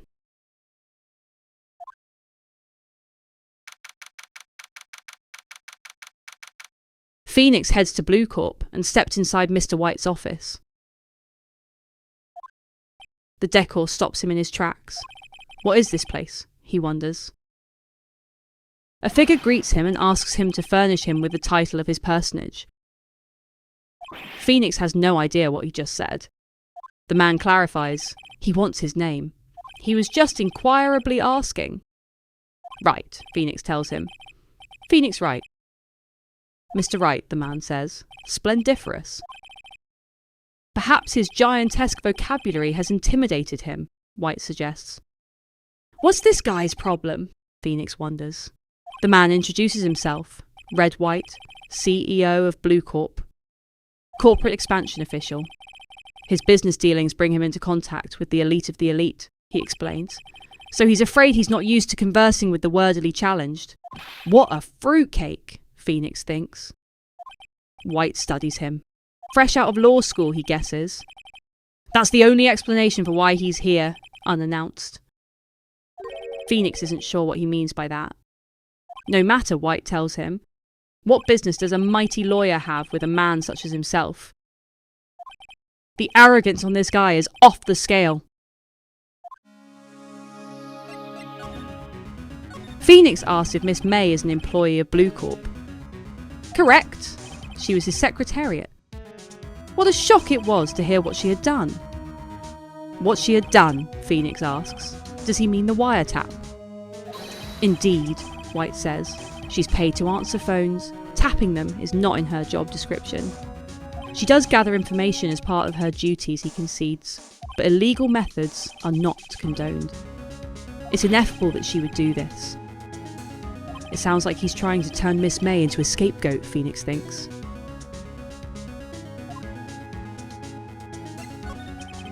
Phoenix asks if he was in April May's hotel room the night of the murder. White waves the question off. Who can say? He seldom pays attention to mundane details such as time and place. His motto, he tells Phoenix, is "Don't worry, be happy." Phoenix presses. The hotel bellboy has stated on the record that he remembers him very clearly. White is unmoved. The bellboy can say what he pleases, he still won't talk. If Phoenix wants him to speak, he tells him, put him on the witness stand. Though he doubts he'd be capable of that. That actually raises a good question, Phoenix thinks. Why didn't the prosecution call White as a witness? He should have seen the same thing as April May. White laughs. The police, the courts. To him they're mere toys, playthings for his amusement. Phoenix asks what kind of company Blue Corp actually is. An excellent question, White tells him. They buy and sell various kinds of information. A company of the future. They are the future. An information broker then. In just 10 years, White continues, he's built the business into the grand office Phoenix sees before him. And in case he was wondering, Blue Corp was named after the colour blue. He, Red White, founder and CEO, named it so. Why? Because he likes the colour blue. Fantabulistic, is it not?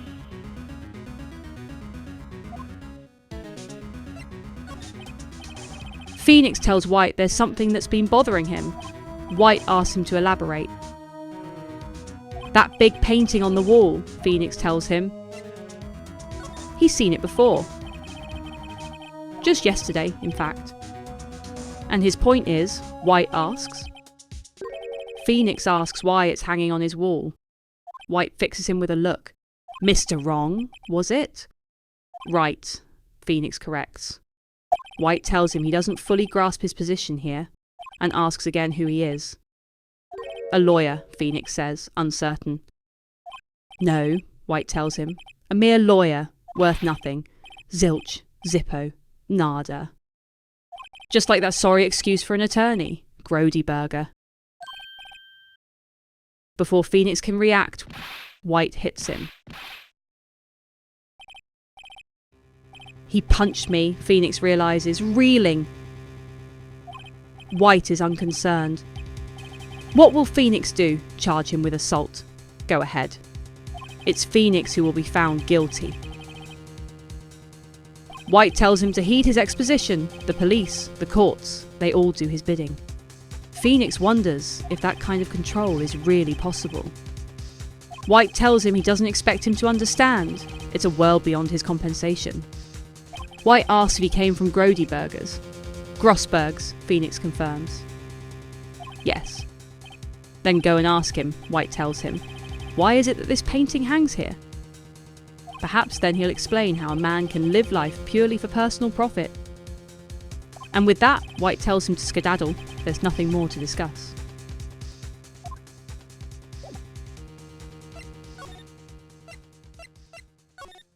Phoenix heads back to Grossberg's office and stepped inside. Grossberg stands at his desk, lost in thought. Phoenix decides to make his presence known. He clears his throat loudly. Grossberg jumps, then notices Phoenix standing there. He asks what's wrong. He looks so pensive, like an old man at the end of his days. Grossberg tells him he's not senile yet. He was just thinking about this whole mess. Something is really bothering him. That much is clear. Phoenix asks if he came to see the trial. He did, Grossberg tells him. Something had been bothering him all last night. He couldn't get a wink of sleep. Phoenix asks what it was. Grossberg tells him it was Mia's sister, that poor girl. He owes Phoenix his thanks, truly. He doesn't know what he would have done if things had gone poorly for her. Phoenix asks again, why did he refuse to defend Maya? Grossberg shakes his head. He's sorry. He just needs more time to think about it. Phoenix says nothing. Something is clearly troubling him, and Phoenix is starting to have a feeling he knows what it is. Phoenix tells Grossberg he paid Blue Corp a visit. Grossberg pauses. I see. Phoenix tells him something has been bothering him. There was a giant painting hanging in this office the other day. The one he said he had no intention of parting with. He saw it today in Red White's office at Blue Corp. Grossberg goes quiet. So he noticed. He supposes he should have guessed it is a large painting after all. Phoenix tells him he knows the two of them are connected somehow. Grossberg falters. Connected? Phoenix presses. White has something on him, doesn't he? Grossberg says nothing. Phoenix tells him that painting is fairly gaudy proof. Grossberg stays silent for a moment, then tells him, very well. Perhaps this is the chance he's been waiting for. Time to get it off his chest so he can finally rest easy. After all, Phoenix was Mia's understudy. Perhaps it was fate. Phoenix isn't sure what he means by that. Grossberg tells him Red White is a man who makes his living through intimidation. Blue Corp excels at finding people's weaknesses. He's been paying them for 15 years. Phoenix can hardly believe it. All because of the DL6 incident, Grossberg tells him, as he may have guessed. The name on the back of those photographs, Phoenix realises. Because of this, he couldn't stand in defence of Maya. White would have destroyed him if he had. So that's the connection.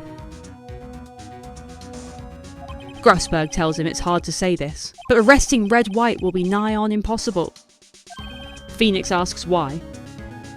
White has information on everyone, Grossberg tells him. It gives him an iron grip. Judges, attorneys, prosecutors, police, politicians, all of them. Phoenix can't believe what he's hearing.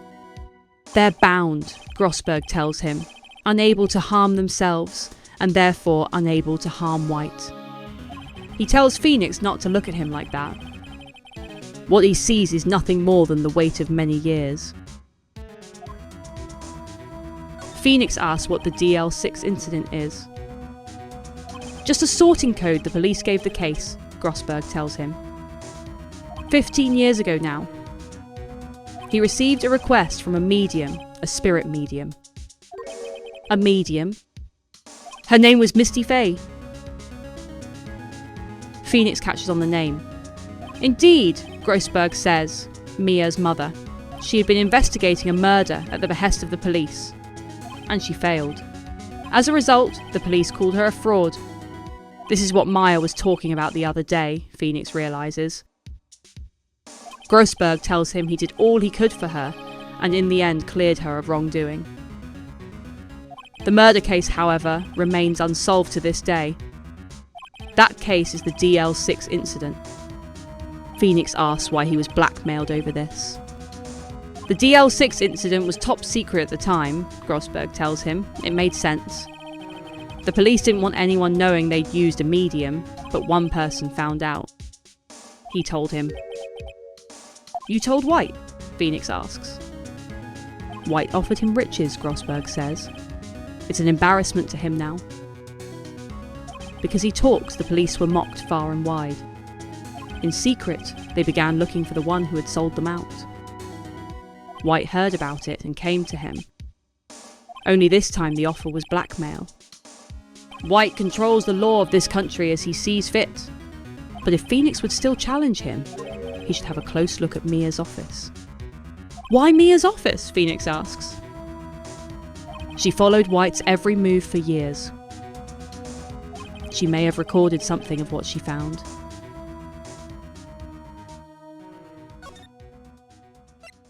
Phoenix heads to Mia's office. Looking around, it seems so normal, hard to imagine a murder took place here. Grossberg said there would be clues. He decides to have another look. He goes to the bookshelf. All the cases Mia ever worked on are filed here alphabetically. He scans through them, T, U, then jumps to W. Wright. The entire W section is missing. Were they taken? He works back through the files. A, B, F, Misty Fay, Mia and Maya's mother. He takes a look. It's Mia's record of her investigation. She writes that her mother left only the words, "I have tarnished the Fay name," before vanishing. Determined to find who had made her mother blame herself, Mia used the power that runs in her family and held an audience with the dead. 2 names surfaced. Marvin Grossberg, a lawyer who sold her mother's information for riches, and the man who sold that information to the press. A parasite who made his fortune on threats and coercion. His name was... The record stops there. So Mia knew about Grossberg. He keeps looking. J through S, nothing much. He skims through. He sighs and flips to the end. The largest section is under S, suicide. A collection of suicide reports, politicians, policemen. Most of them have notes in pencil. Wright. That's Mia's handwriting. She thought Wright was involved in these suicides, drove them all to it. There are newspaper clippings too. He looks for the most disturbing one.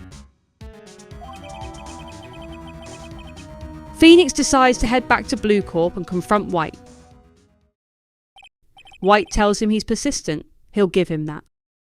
Phoenix tells him there's something he has to ask. This is the only clue Mia left him. He has to make it count. He shows Wright a newspaper article, a politician's suicide. The man had been embezzling secret government funds. Word got leaked to the press, and the very next day he took his own life. Wright asks what this has to do with him. Phoenix tells him he found the article in Mia's office. She had a file full of articles just like it. Every one of them labelled with a single word. White. Wright goes still. Phoenix tells him he knows what he did to that politician. He was blackmailing him. Not just him either, Phoenix presses. He was threatening and coercing hundreds of others. He was involved in every suicide case Mia investigated. This company is built on blackmail. He's right, isn't he? Wright dismisses it as a bizarre accusation. What should Phoenix really be doing right now? Investigating him? No. He should be looking for the one who killed Mia. Wright reaches for the intercom and tells his secretary that Mr. Wrong will be leaving now. The secretary confirms someone will be there right away. Phoenix tells him he's wrong. What he should be doing right now is going after him. Wright asks what exactly he's insinuating. Mia was onto him, Phoenix tells him. She'd been keeping tabs. That's why he had April May tapping her phone. Then Mia was murdered, and all the documents about him mysteriously disappeared. The conclusion writes itself. Wright says nothing. Even a child could work it out, Phoenix tells him. You did it. Wright reaches for the intercom again and tells his secretary to cancel the escort and to connect him to the public prosecutor's office instead. A voice crackles through. Wright tells the chief prosecutor he's changed his mind. He wants to testify tomorrow in the Mia Fey case. He witnessed the murder, and as a very important witness he would like to testify. The prosecutor asks why now? He'd said he didn't want to go to court. Wright tells him to be quiet. He changed his mind. And one more thing. Send the police over immediately. The man is standing right in front of him. He looks dazed but could be violent. The prosecutor asks what man? Wright tells him. The executioner. The hatchet man. The liquidator. The killer. Phoenix can't believe what he's hearing. The voice asks if he's serious. White isn't interested. He's not in a position to argue, he tells him. Send the police. Now. The intercom clicks off. White looks at him, just as he said. A mere lawyer, just like Mia. He'll point the finger at him, and Phoenix will be tried as her killer. The case is as good as settled, and no lawyer of any worth will defend him. He has friends in the local lawyers' association, he tells him. Phoenix will be given a lawyer so stupendously inept, he'll look competent by comparison. Phoenix feels faint. Detective Gumshoe bursts in. He spots Phoenix and mistakes him for someone else. Hairy Butts. Phoenix corrects him. Wright. Phoenix Wright. And his friend's name is Larry. Gumshoe apologises. Butts was the murderer he was thinking of, right? White steps forward and presents Phoenix to Gumshoe as the man who killed Mia Fey. He tells him to take this despicable human being into custody. Farewell, Mr. Wrong, White tells him.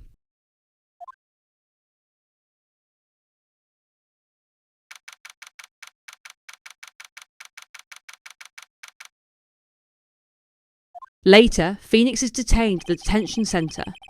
He reflects on how it's only been a day since the first trial ended, and his own trial begins tomorrow. White's setting a trap for him, and the prosecution will be in on it, Edgeworth included. An attorney was assigned to him by the state yesterday. He turned it down. He has an idea. Maya rushes in, calling out to him. Phoenix is relieved. They let her out of detention, he says. Just now, she tells him. And it's all thanks to him. He jokes that the two of them seem to have traded spots. Maya is confused. What does he mean by that? He explains what happened. Maya can't believe it. How many people does White need to destroy before he's satisfied? Her mother, her sister, and now Phoenix too. This has gone too far. She asks if there's anything she can do. Phoenix hesitates, then tells her she could cheer for him in court. Like a cheerleader, she asks. Something like that, he says. Maya's all in. She'll go find a uniform and pom-poms. Phoenix backtracks fast. Wait, he tells her. He was kidding. No way, Maya says. She really thought he meant it. He insists, really, he was kidding. But he thanks her. It's good to know she's on his side. As far as he's concerned, there's not much she can actually do anyway. Maya isn't satisfied. She can't just sit around doing nothing. She's got to give White a piece of her mind. He tells her to come to the trial tomorrow. Maya agrees, fired up. She'll be there, and she'll show them.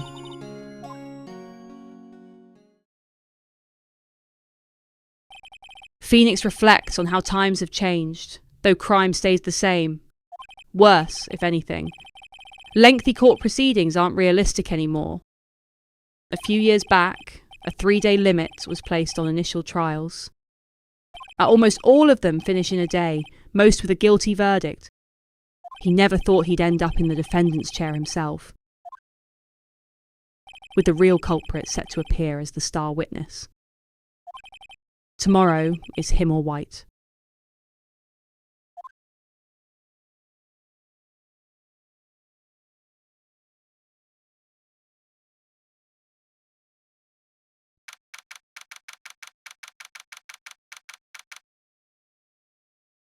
It's the day of the trial.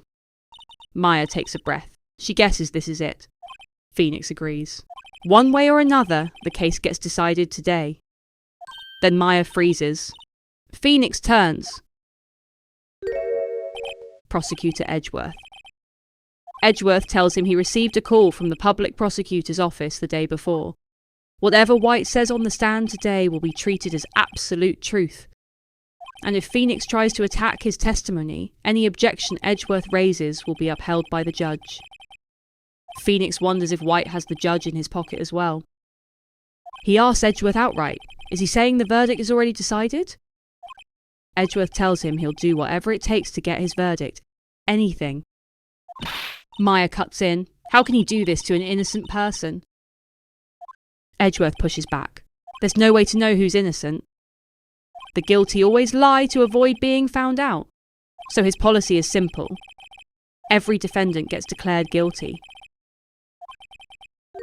Phoenix tells him he's changed. Maya turns to Phoenix. She had no idea he knew Edgeworth. Edgeworth warns Phoenix not to expect any special treatment, then leaves. Maya is still reeling as Phoenix tells her court will be starting soon.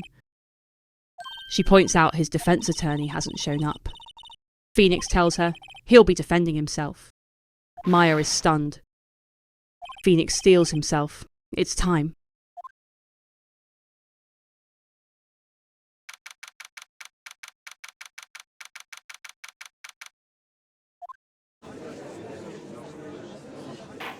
Court is now in session. The judge confirms the trial of Phoenix Wright is underway. Edgeworth announces the prosecution is ready. Phoenix announces the defence is ready. The judge asks Phoenix directly, is he sure he's up to this? Phoenix tells him yes, he'll be defending himself. The judge turns to Edgeworth for his opening statement. Edgeworth keeps it brief. The details of the event are already clear to the court, so today they'll hear testimony from a witness to the crime. The judge moves things along. The prosecution may call its witness. That went far too smoothly. The judge never asked why this witness didn't testify in Maya's trial. It's as though he already knows the answer. And if anyone's going to raise that objection, it'll have to be him. He pushes back. Edgeworth needs to explain himself to the court. Why didn't this witness testify in the trial against Maya Fey? Edgeworth smiles and apologises. Mr. White is a busy man, and at the time he felt May's testimony would be sufficient. He offers his sincerest regrets to the court. The judge thanks him warmly for his demeanour. Edgeworth bows to the judge. Phoenix watches it all play out. Edgeworth gets to look gracious, and he gets nowhere. Edgeworth calls his witness. Red White. White takes the stand. Edgeworth asks him to state his full name. White asks if he wishes to know the title of his personage.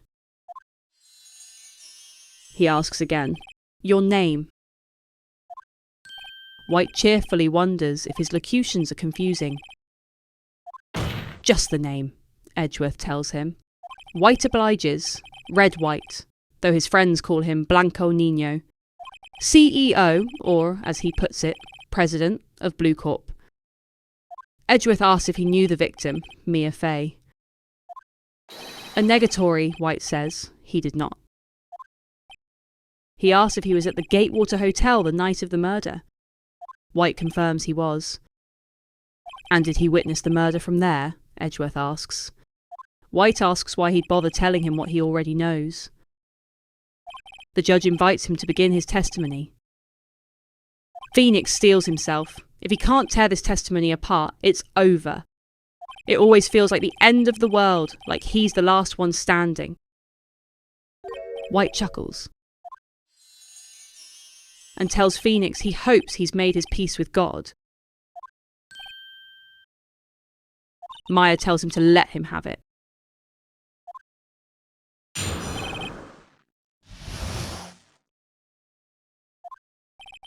It was around 9 p.m, he says. He was reading some papers by the window when he heard a commotion outside. He turned to look at the building across the way and saw a spiky-haired man attacking a woman with long hair. That man, he tells Phoenix, was him. He called May over immediately. She was just as shocked. The victim ran, but Phoenix gave chase. And then came the impact. After that, it was all over. The judge says if things occurred as White testified, he's afraid the defendant is guilty. He starts to address Phoenix as the defendant, then catches himself and corrects to Mr. Wright, inviting him to begin his cross-examination.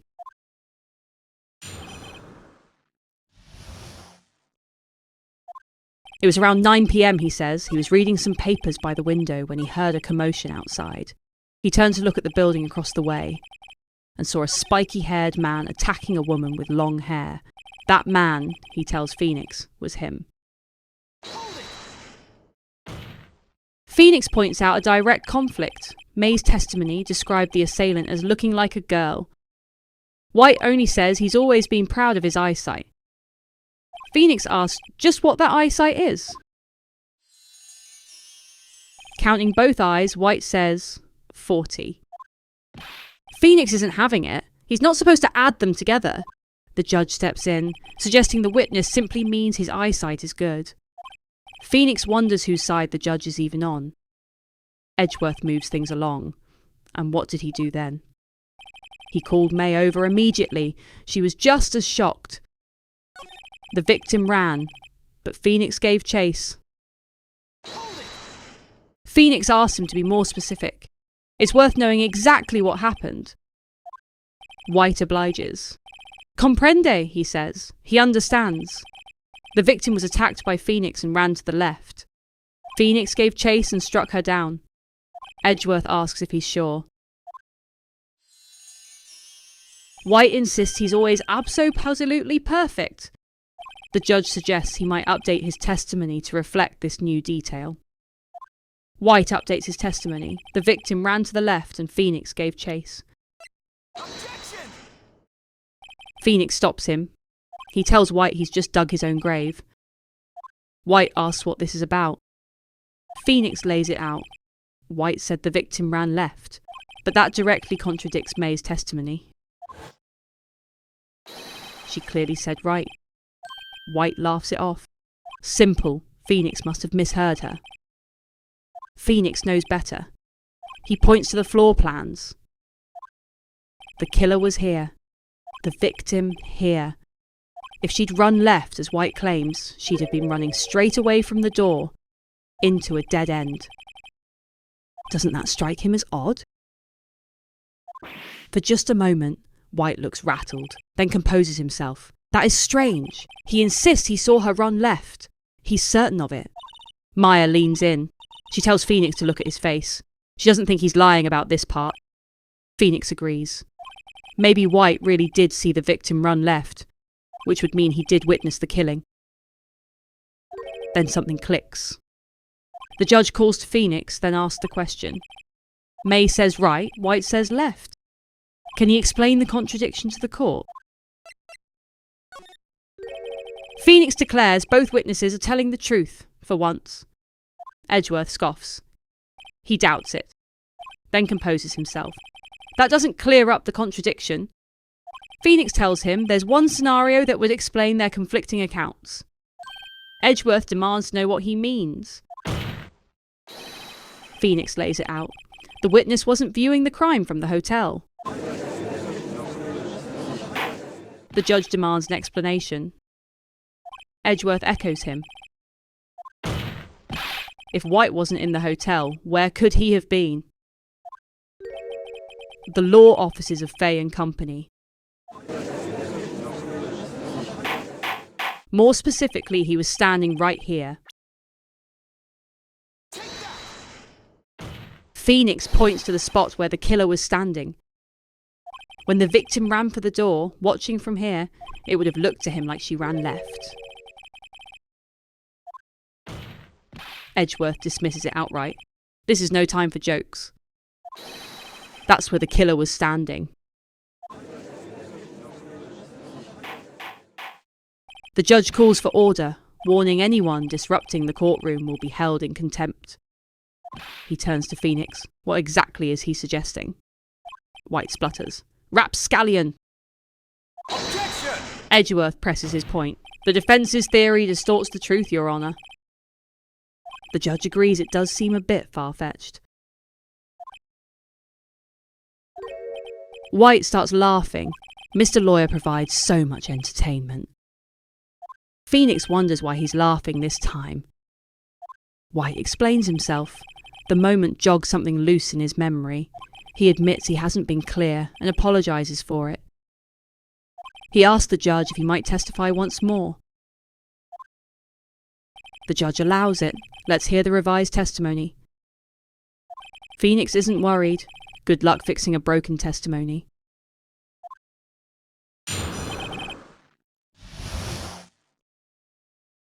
White revises his account. Both testimonies were correct, he insists. When Phoenix assaulted the girl, she first ran left. That's when he struck her. Savagely. That's what he saw. Then, with the last of her strength, she ran right, and Phoenix chased her down and delivered the final blow. That's what May saw. 2 hits, not 1, he says. Doesn't Phoenix remember?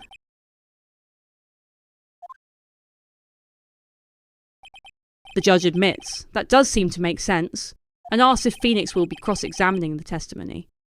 Phoenix blurts out, "You bet I will," with a little too much enthusiasm, then corrects himself with a more formal, "Yes, Your Honour." White recites his testimony once more. Both testimonies were correct, he insists. When Phoenix assaulted the girl, she first ran left. That's when he struck her. Savagely. Then, with the last of her strength, she ran right, and Phoenix chased her down and delivered the final blow. That's what May saw. 2 hits, not 1, he says. Objection! Phoenix stops him there, then points out the victim died from a single blow. White freezes. Phoenix presses him. What does he have to say to that? White stammers. This is his chance to hit where it counts. Phoenix reminds him, wasn't it White who told the court he was abso-posse-lutely perfect? White concedes. He'll refrain from using that phrase from now on. Phoenix asks the judge to have the witness give a new testimony. Objection! Edgeworth jumps in. The witness is clearly confused, Your Honour, and he'd like to request a 10-minute break. The judge seems ready to agree. Objection! Phoenix won't have it. The witness is confused because he's lying, and he emphatically requests no break. The gallery erupts around him, shouting for justice and demanding he not let White get away with it. The judge relents. If the witness would care to revise his testimony. He can feel the room behind him now. White isn't getting out of this one. The judge addresses him. Mr. White? White hesitates, then gives in.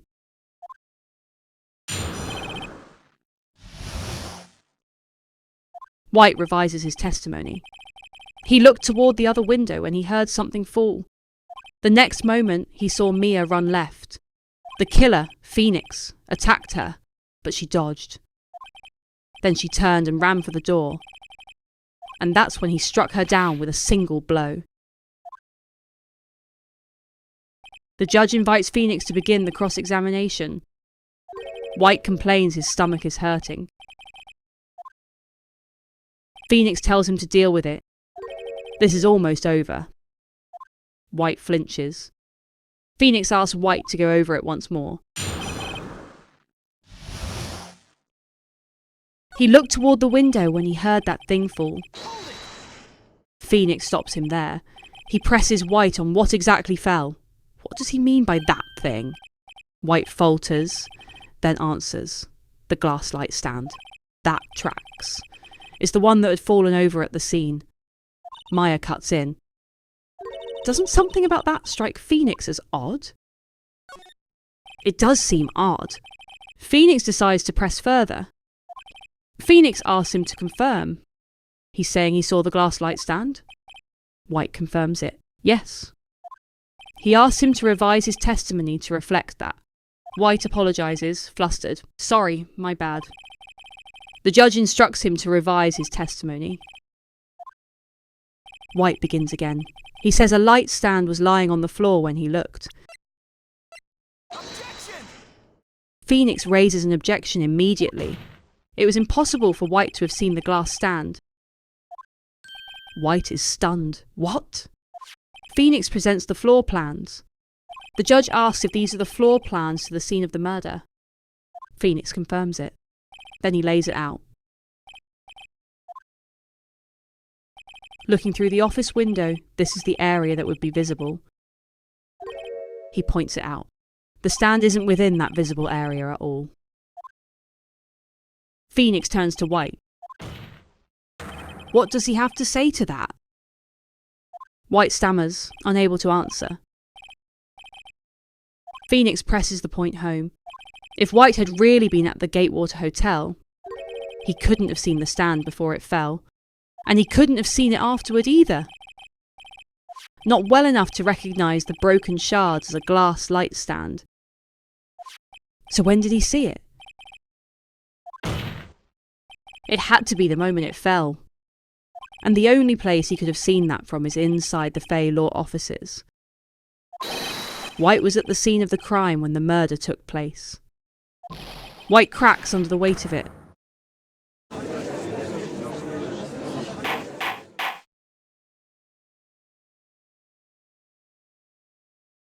The judge addresses White directly. No response. Phoenix tries. Still nothing. He presses harder. You did it, didn't you? White finally breaks. Your Honour, he stammers. Miss Mia. It looks like the verdict is finally within reach. Objection! Edgeworth cuts in. That's far enough. Phoenix is caught off guard. He'd forgotten Edgeworth was still in play. Edgeworth addresses White and tells him it's time. It's about time he confessed his crime. White is confused. What? Edgeworth repeats himself. He should confess. To placing the wiretap. Phoenix is blindsided. The wiretap? The judge demands order and asks Edgeworth to explain himself to the court. Edgeworth obliges. White is a little confused, he says, and offers to clear things up. Phoenix doesn't like where this is going. Edgeworth lays it out. White is the CEO of Blue Corp, and he'd ordered his secretary, April May, to wiretap the Fey Law offices. The judge isn't following. Edgeworth gets to the point. The real question is when the wiretap was placed and by whom. Phoenix realises where this is heading. Edgeworth puts it to White directly. To place the wiretap, he must have entered Mia's office himself. Isn't that correct?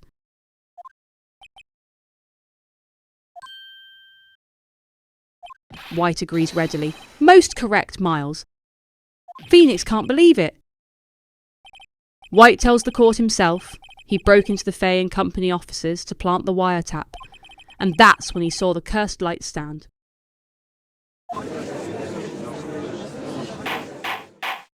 The judge is lost again and asks Edgeworth to explain what all this means. Edgeworth obliges. Phoenix has built his case on the idea that White could only have seen the glass stand at the moment of the murder, which would make him the killer. But, Edgeworth points out, White had already been in that office before the murder, when he planted the wiretap. He could have seen the stand then. And just like that, Phoenix's theory is in pieces.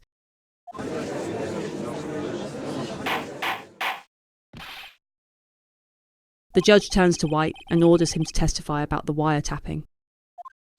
White composes himself. Of course. Phoenix feels faint.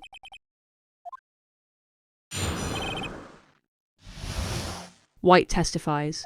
It was the beginning of September, the week before the murder. He'd entered the Fey and Company offices to plant the wiretap, and that's when he saw the glass light stand. The judge thinks it through. White saw the stand before the night of the murder, and that's how he was able to identify what had fallen over, by the sound alone. White confirms it. The judge turns to Phoenix. He may cross-examine. What is he supposed to do now? Maya wishes him luck.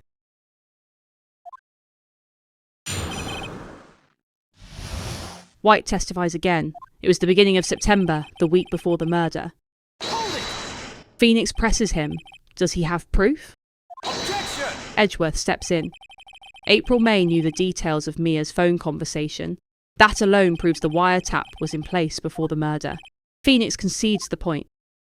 White continues. He had entered the Fay and Company law offices. Hold it! Phoenix challenges him. Was it really him who went into the office, or was it May? Objection! Edgeworth cuts in. Unidentified fingerprints several days old were found in the offices, and those were clearly White's. Knowing Edgeworth, he's already run a check on those prints. Edgeworth turns back to White. Why did he go to the Fay and Company law offices? White continues. He had gone there to place the wiretap, of course. Hold it! Phoenix stops him there. Why did he tap Mia's phone? Objection! Edgeworth cuts in. That has no bearing on the current case, Your Honour. White adds his own defence. Blue Corp is a detective agency of sorts, and they have a responsibility to protect client confidentiality. And that's when he saw the glass light stand. Hold it! Phoenix presses him. Why would he even notice something as innocuous as a light stand? White explains. It was made entirely out of glass, quite stylish. Something that beautiful deserves attention. It simply made a lasting impression. Phoenix realises he's out of ammo. Edgeworth shakes his head. Phoenix has gone as far as he can go, and it's time to admit defeat. He fought honourably. He's done. There's nothing left. The judge asks if he's giving up. Phoenix tells him yes. Then a voice cuts through, calling his name. Phoenix looks around. That voice, he knows it. Mia? Never give up, she tells him. Phoenix is stunned. Then passes out. Phoenix comes to.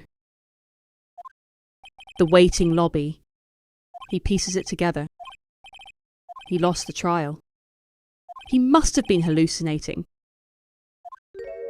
Then Mia appears in front of him, and he nearly jumps out of his skin. Then passes out again. Mia tells him that's no way to greet an old friend, and asks him to look at her. Phoenix stares. Maya? Mia explains. The Fey women have strong psychic powers. When Phoenix accepted his defeat in court, the shock was enough to awaken Maya's true abilities. Phoenix puts it together. Maya is channeling her. Mia tells him she's Maya, but she's also Mia, and she needs him to listen. Maya never gave up, and neither should he. That's why she's here. Phoenix starts to protest. Mia cuts him off. They don't have much time. He needs to hear this. He's already won. Phoenix doesn't follow. Does he have the receipt in the court record? Phoenix remembers it, the one she wrote Maya's name on. Mia corrects him. White wrote that, not her. Phoenix asks what he's supposed to do with it. Mia tells him to look at the front. He looks it over. A regular receipt from a department store. $1,000. The item? A glass light stand. And the date of purchase, September 4th. Mia tells him she bought that stand the day before she was killed. Phoenix is stunned. Mia presses on. What did White say in his testimony? He said he saw the stand the week before the murder. The receipt proves he lied. It wasn't even in the office yet. The court is about to reconvene. Go, Mia tells him. He knows he's innocent. Now he just has to prove it. Phoenix is ready.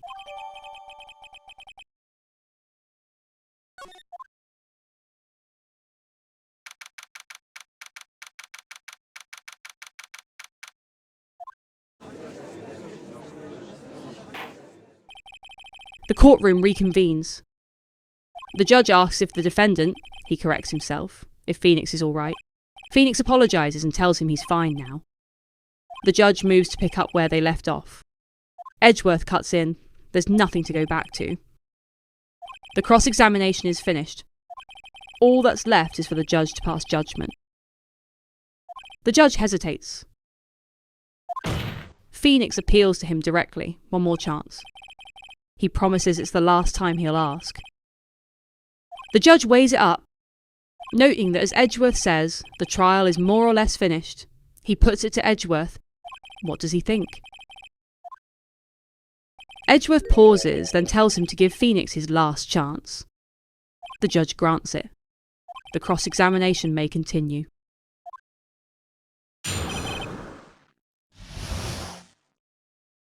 It was the beginning of September, the week before the murder. He'd entered the Fay and Company offices to plant the wiretap. And that's when he saw the glass light stand. Objection! Phoenix raises an objection and presents the receipt. He asks the court to look closely. Does anyone see the word Maya written in blood? Edgeworth laughs it off. He's grasping. Phoenix tells him to look at the other side of the receipt. Edgeworth falters. The other side? Phoenix asks the judge to tell the court what's written there. The judge reads it out. A glass light stand. And the date of purchase, the day before the murder. Phoenix drives it home. When White allegedly entered the Fay and Company offices at the beginning of September, the stand couldn't have been there yet.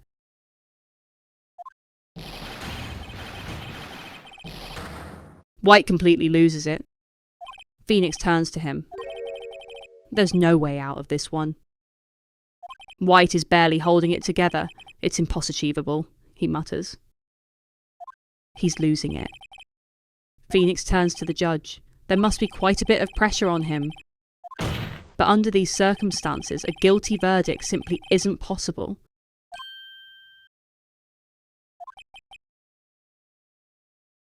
The judge begins to wrap things up. Very well, then that's all for the trial of... Objection! Edgeworth cuts in. Not so fast. Phoenix is thrown. There's no way out of this one. Then again, it's Edgeworth. Edgeworth concedes there's a thread of logic to Phoenix's claims. But there's no concrete proof he's innocent. He requests one more day before Phoenix is granted his freedom. He needs to make one more inquiry. The judge considers it. Another inquiry, Phoenix wonders. He knows what that means. Edgeworth just makes up evidence as he pleases. This is bad. Phoenix raises his objection. White's guilt is obvious. There's no need to drag this out any further. The judge turns to Edgeworth. Edgeworth holds firm. If White is going to be tried, it'll be by the prosecution. He needs a day to verify whether the new claims have any basis in evidence. The judge rules. Objection denied. Phoenix can't believe it. The judge announces the completion of the trial will be postponed until tomorrow. This can't be happening. There's no telling what Edgeworth will come up with, or just make up. And after Mia showed up to help him. White pipes up. Can he go home? The judge thanks him and dismisses him. Then Mia's voice cuts through. The witness will stay. Phoenix is stunned. Mia? She tells him to read the note she's giving him out loud. Phoenix looks at it, confused.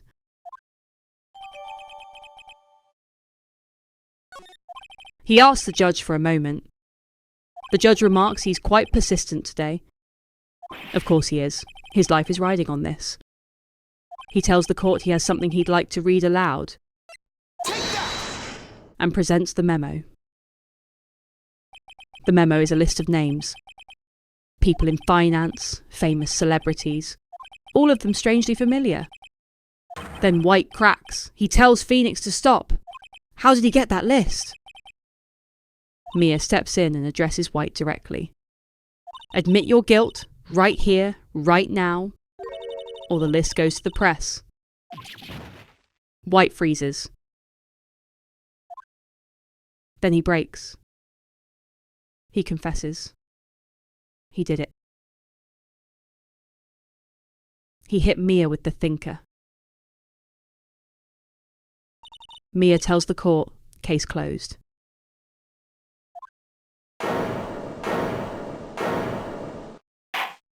The judge sees no reason to continue. He turns to Phoenix, congratulating him on another spirited defence. Phoenix thanks him, though only he knows just how spirited it really was. The judge clears his throat, he finds the defence, he corrects himself. The defendant, Mr. Phoenix Wright. Not guilty.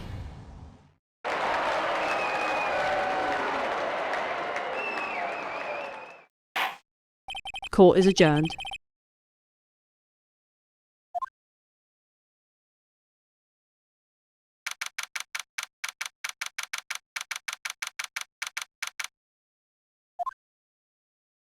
Back in the lobby, Mia tells him she never thought she'd be saying this again. But congratulations, he's lucky she was born a fae. Phoenix tells her he's lucky he had both her and Maya on his side. Mia says she's glad he made it. Then she thanks him. He risked a lot to help her and Maya. She won't forget it as long as she lives. As long as she lives. Her time is running out, she tells him. Maya's powers are still weak. She can't stay much longer. Phoenix is caught off guard. There's still so much to say. Mia tells him not to worry. They'll meet again. Phoenix calls after her. Chief! Mia laughs.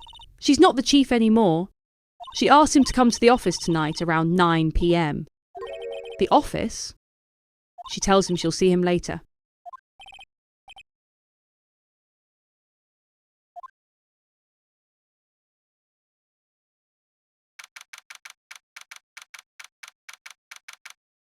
Later that evening, Phoenix arrives at the Fay and Company law offices.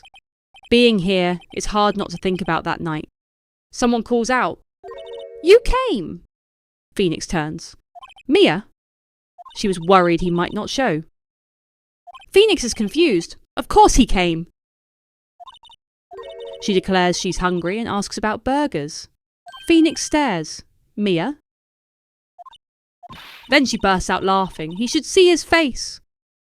Phoenix calls Mia's name again. She drops the act. It's Maya. What is he talking about? He's thrown. Maya? She asks if she looked like her sister. Phoenix can barely process it. She didn't just look like it. She was her.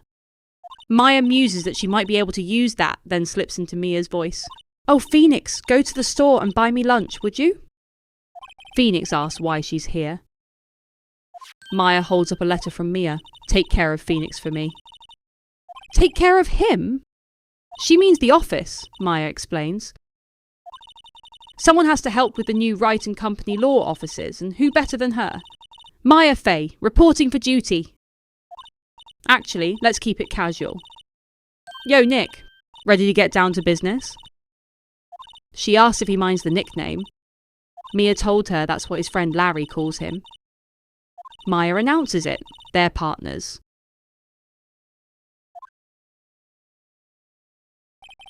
Phoenix takes it all in. It's Maya's fault he's in this mess. But if it wasn't for her, he'd probably be in jail. Wright and Company law offices. It's got a good ring to it. Thanks, Maya. Mia stands beside them, smiling. Good luck, Phoenix. She'll always be here, watching. Maya is already moving. Okay, Nick, let's do it. Phoenix asks what she means. Burgers, she tells him. There's a great place just down the street. Time's a wasting. Phoenix hurries after her.